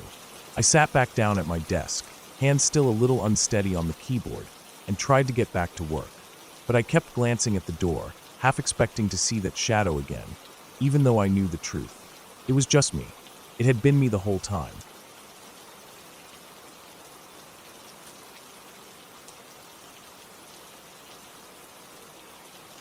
I was about 9 or 10 when it happened. I remember it so clearly, even though it's been years. It was one of those afternoons where the sun hung low and heavy in the sky, the kind of day where you could feel the heat soaking into your skin and smell the grass baking under it. I was at my friend's house, which wasn't too far from my own, maybe a mile or two. We lived in a quiet neighborhood, the kind where people knew each other by name, and nothing much ever really happened. It was the sort of place where you felt safe enough to ride your bike down the street without looking over your shoulder. My friends and I were out in the yard, just goofing around. We were tossing a ball back and forth, chasing each other, and laughing so hard our sides hurt. The kind of pure fun you have when you're a kid and you don't have to think about anything else. At first, we didn't notice the truck. It was an old beat-up thing, the kind of truck that rattles when it goes by and leaves a trail of dust in its wake. But then it came back, and back again. I think it was the third or fourth time we really started to pay attention. Each time it passed, it went slower than anyone would normally drive on that street. At first, I thought maybe he was lost or looking for someone. But then I saw it. He had one of those old handheld recorders, the kind with the strap looped around his wrist and a big lens at the front. He wasn't trying to hide it. The window was rolled down, and he was pointing it right at us as he crept by. The first time I noticed the recorder, my stomach did this weird flip. At first, I tried to convince myself it was nothing. Maybe he was filming something else. Maybe he was just one of those weird people who liked to record scenery. But no, it was aimed right at us. Every time he passed, that camera was pointed at us. We all kind of stopped playing, our laughter dying down as we stared at the truck. No one said anything at first. We were all just watching, trying to figure out what was going on. But the more he circled the block, the more freaked out we got. I remember feeling like my throat was tight, like I couldn't swallow right. After what felt like forever, we bolted inside my friend's house. We slammed the door behind us and locked it, even though the sun was still out. We felt safer with that door shut. My friend's mom was in the kitchen. We told her what was happening, that there was a man in a truck recording us and driving by over and over. She got this tight look on her face, the kind of look adults get when they're trying not to show they're scared. She told my friends they needed to stay inside and that I should go home. I remember my heart sinking. I tried to tell her my mom wasn't home, that I couldn't go back yet, but she didn't really seem to hear me. She was focused on keeping her own kids safe. I get it now, but at the time, it felt like I was being pushed out into danger. I stood there for a second, hoping she'd change her mind, but she didn't. She opened the door, and I stepped outside. The air felt heavier now. The street that had felt so normal, so familiar, suddenly seemed huge and empty. My house was about a mile or two away, and that had never seemed far before. But now it felt like forever. I hesitated, glancing down the street, looking for that truck. I didn't see it, but that didn't mean it wasn't nearby. My legs felt wobbly at first, but I knew I had to go. So I started running. I ran faster than I ever had in my life. The gravel crunched under my sneakers, and the sound of my own breathing filled my ears. Every few seconds, I'd glance behind me, half expecting to see that truck creeping up. I imagined it turning the corner, the man leaning out with that recorder, or worse. I kept my eyes moving, scanning the road ahead, the side streets, the driveways. Every parked car looked suspicious. Every sound made me jump. A dog barked somewhere, and I nearly tripped because it startled me so bad. The road seemed to stretch on and on. I could feel the sweat running down my back, soaking into my shirt. My legs burned, but I didn't slow down. I didn't dare. Every shadow felt like it was hiding that truck. Every corner I turned, I braced myself to see it waiting for me. There was this constant thudding in my chest that wouldn't stop. My heart felt like it was trying to beat its way out. I remember the sound of my shoes slapping against the pavement, the dry taste in my mouth, the way the sun felt hotter than it had all day. At one point, I thought I heard the rumble of an engine behind me, and I nearly screamed. But when I looked, it was just a car pulling into a driveway. I kept running. I don't know how long it took, but it felt like hours before my house finally came into view. My legs were so tired I thought they might give out before I made it, but I pushed through. I didn't slow down until I was at the door, yanking it open and slamming it shut behind me. I locked it, then stood there, trying to catch my breath, my heart still racing. I remember standing by the window, peeking out through the curtains, watching the street. I stayed like that for what felt like a long time, waiting to see if that truck would show up. It didn't. After a while, my breathing slowed down, and I started to feel a little safer. But I couldn't stop thinking about it, about how close I might have come to something terrible, about how vulnerable I felt out there by myself. When my mom got home and I told her what had happened, she was furious. Not at me, but at my friend's mom for sending me out alone. She kept saying how irresponsible it was, how she should have kept me there until she could come get me. I could see the fear in her eyes, the kind of fear parents have when they realize how easily something could have gone wrong. She hugged me tight, and I could feel how shaken she was, how thankful she was that I was okay. I stayed inside the rest of the day, and for a while after that, I didn't go out to play the same way. I kept thinking about that man, about that camera, about what could have happened. Even now, sometimes, when I'm walking alone or I see a slow-moving car, I feel that same knot of fear in my stomach. It's not something that ever really goes away. That day changed the way I looked at the world. It made me realize that even in the quietest places, even on the safest streets, you have to stay aware. You have to be careful, because not everyone out there means well. And sometimes all it takes is one moment, one strange man with a camera, to remind you of that.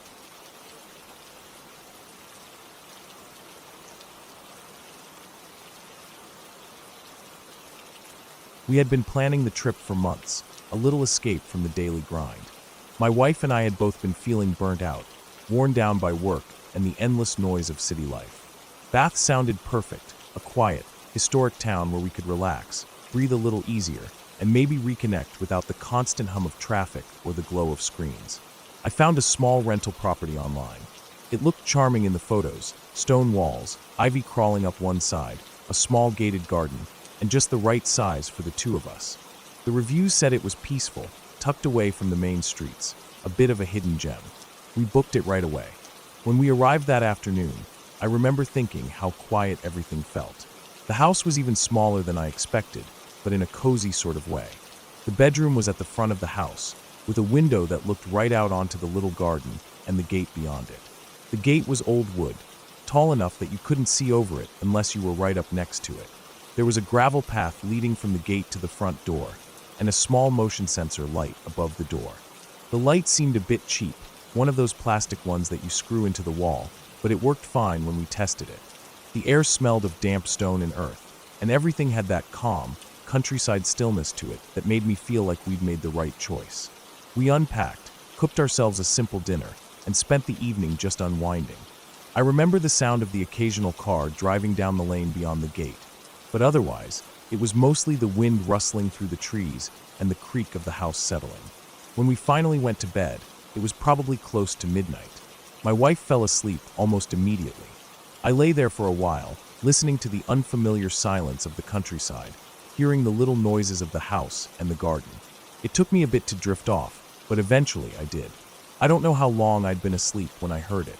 It wasn't loud, just a soft, deliberate sound, the creak of the gate opening. My eyes snapped open instantly, my heart thudding hard in my chest. I lay there frozen for a second, listening, straining to hear more. I could feel the adrenaline flood my body. Then I heard the gate close again. Not slammed, not by the wind, but closed quietly, carefully. That's what made it worse somehow. Whoever it was didn't want to be heard. I sat up in bed, suddenly wide awake. My wife stirred beside me but didn't wake. I held my breath, listening. A few seconds passed, and then I heard the crunch of footsteps on the gravel path. Slow, careful, as if the person was trying not to make a sound, but couldn't help the noise of the stones underfoot. My skin crawled. There was no reason for anyone to be there. We didn't know anyone in town, and the property was private. No one should have been coming through that gate. The motion light clicked on with a soft hum, flooding the garden with harsh white light.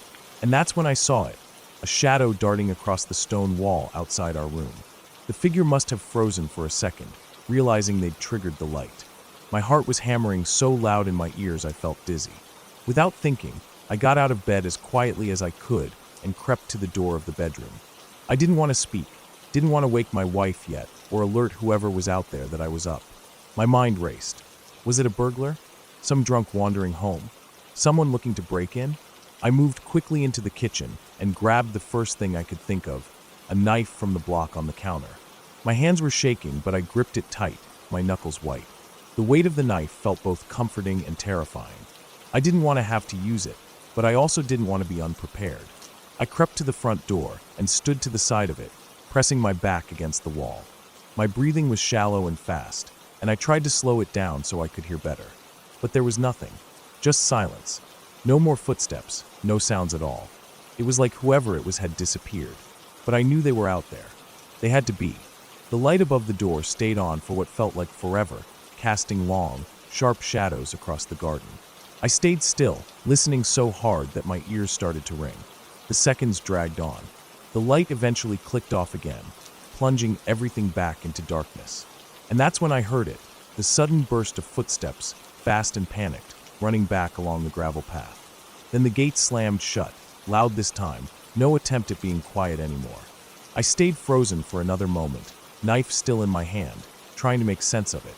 My wife came out of the bedroom then, groggy, asking what was happening. She said she'd seen the light go off and on, and then saw the figure run. She looked as shaken as I felt. I didn't want to scare her more, so I just said I thought someone had come into the garden, but they'd gone now. But inside I felt sick. My skin was cold, and I felt like I couldn't catch my breath. We checked the doors and windows, made sure everything was locked tight. I kept the knife on the nightstand for the rest of the night. Neither of us slept much after that. Every little creak of the house, every gust of wind outside, made me tense up, waiting to hear the gate again, waiting for the footsteps to come back. The next morning the garden looked so harmless, so peaceful in the daylight. The gate was closed, nothing seemed out of place. But I could see the marks in the gravel, where someone had clearly been walking. It wasn't just in my head. Someone had been there.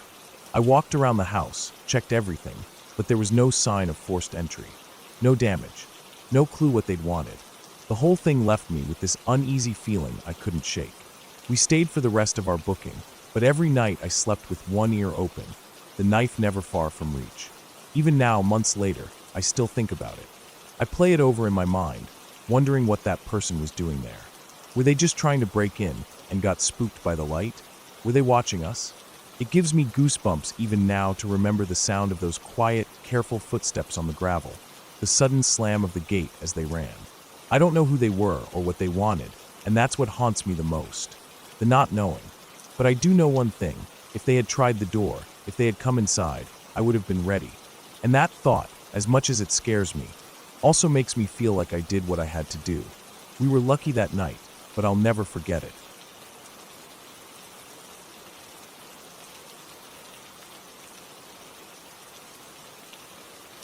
I remember that day as clear as if it happened yesterday.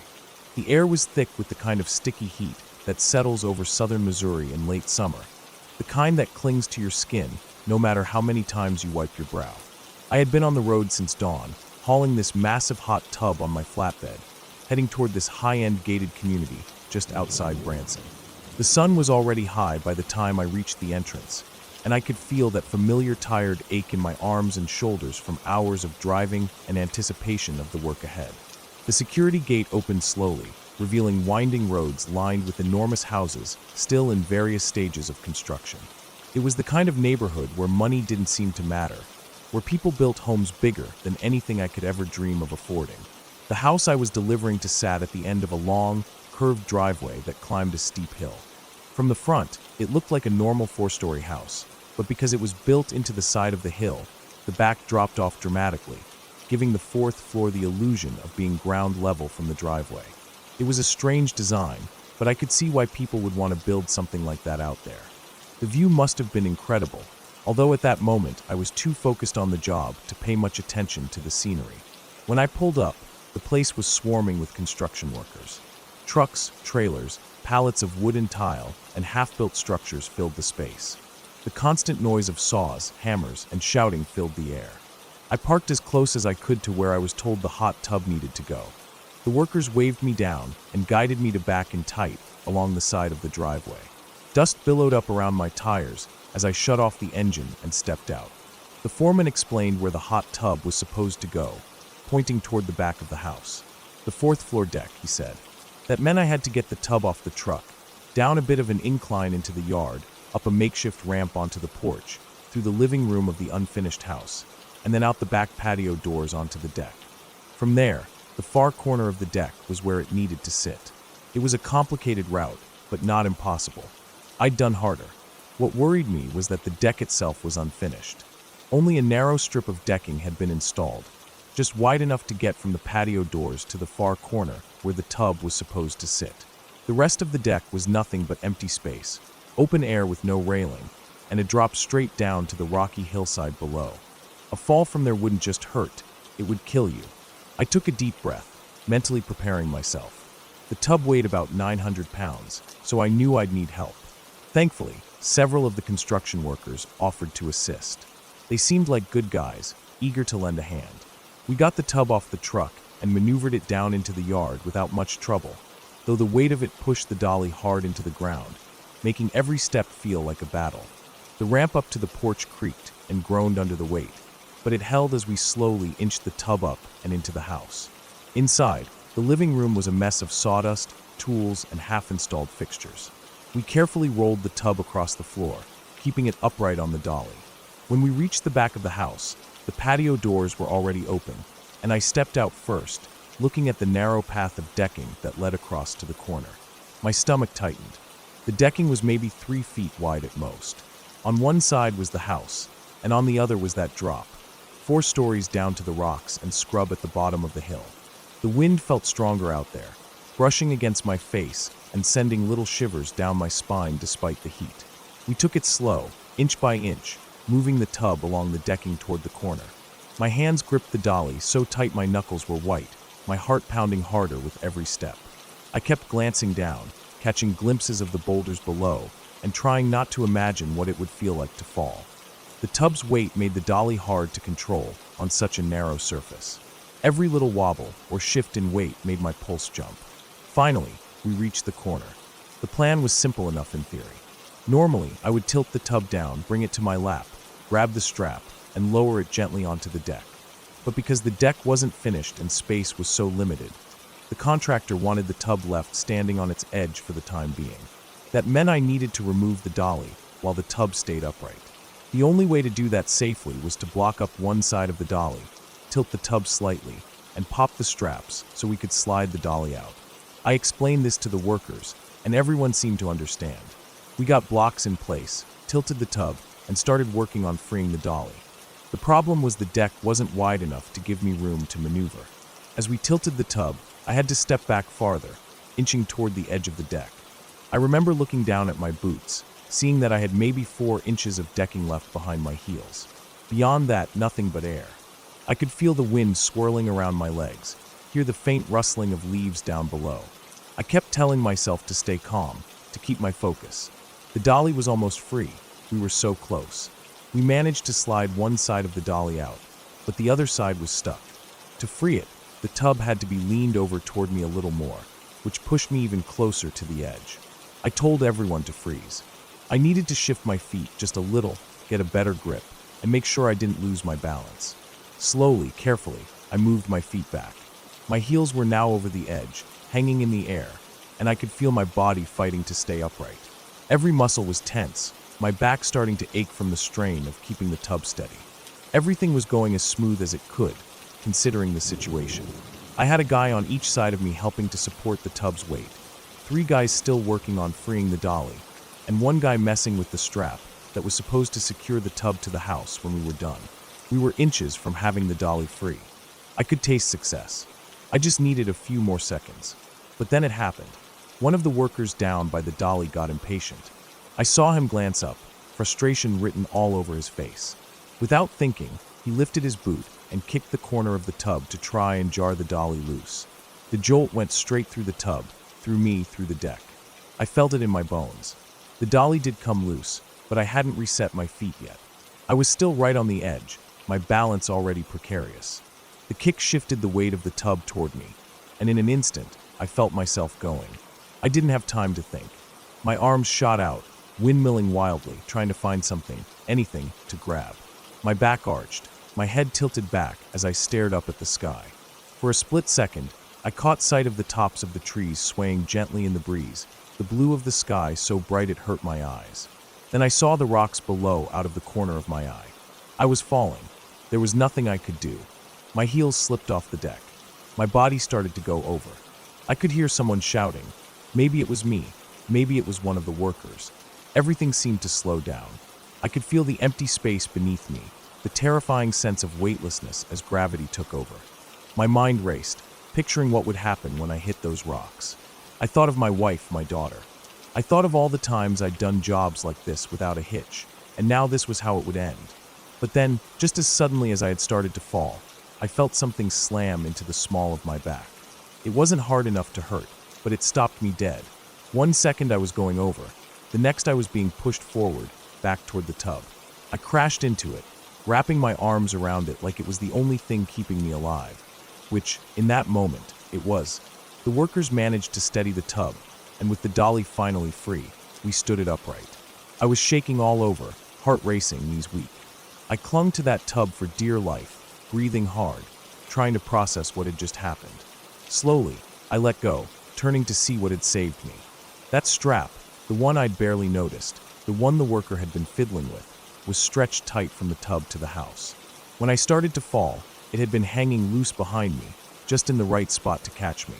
And that worker, the one I'd thought was wasting time, had pulled it tight at just the right moment, stopping my fall before I went over the edge.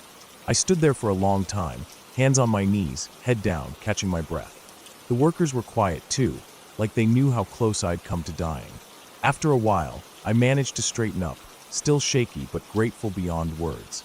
We finished securing the tub, making sure it was safe. Then I loaded up my gear and left. That night, I couldn't stop thinking about what had happened. I kept seeing those rocks in my mind, kept feeling the rush of air as I started to fall. I knew without a doubt that I owed that man my life. If he hadn't pulled that strap tight when he did, I wouldn't be here telling this story. A few days later, after I'd had time to think, I decided I needed to do something to show my gratitude. I'd been saving for a surprise Christmas trip for my wife and daughter. A week in Breckenridge, Colorado, a place we'd always wanted to visit. I had the money set aside, the reservations half made. But I didn't even hesitate. That man, his wife, and their kid, they deserved it more than we did. I called up the travel agent, made all the arrangements, and gave the trip to him as a gift. My wife and daughter never knew. I figured we'd have other chances to take a vacation. That man had given me another chance at life, and that was worth more than any trip. Even now, when I think back on that day, I get a sick feeling in my stomach. I can still see the edge of the deck, feel the wind on my face, hear the sound of my boots slipping. But more than that, I remember the look on that worker's face when I handed him the travel packet. The surprise, the confusion, the gratitude. And I remember how lucky I was, how lucky I am, to be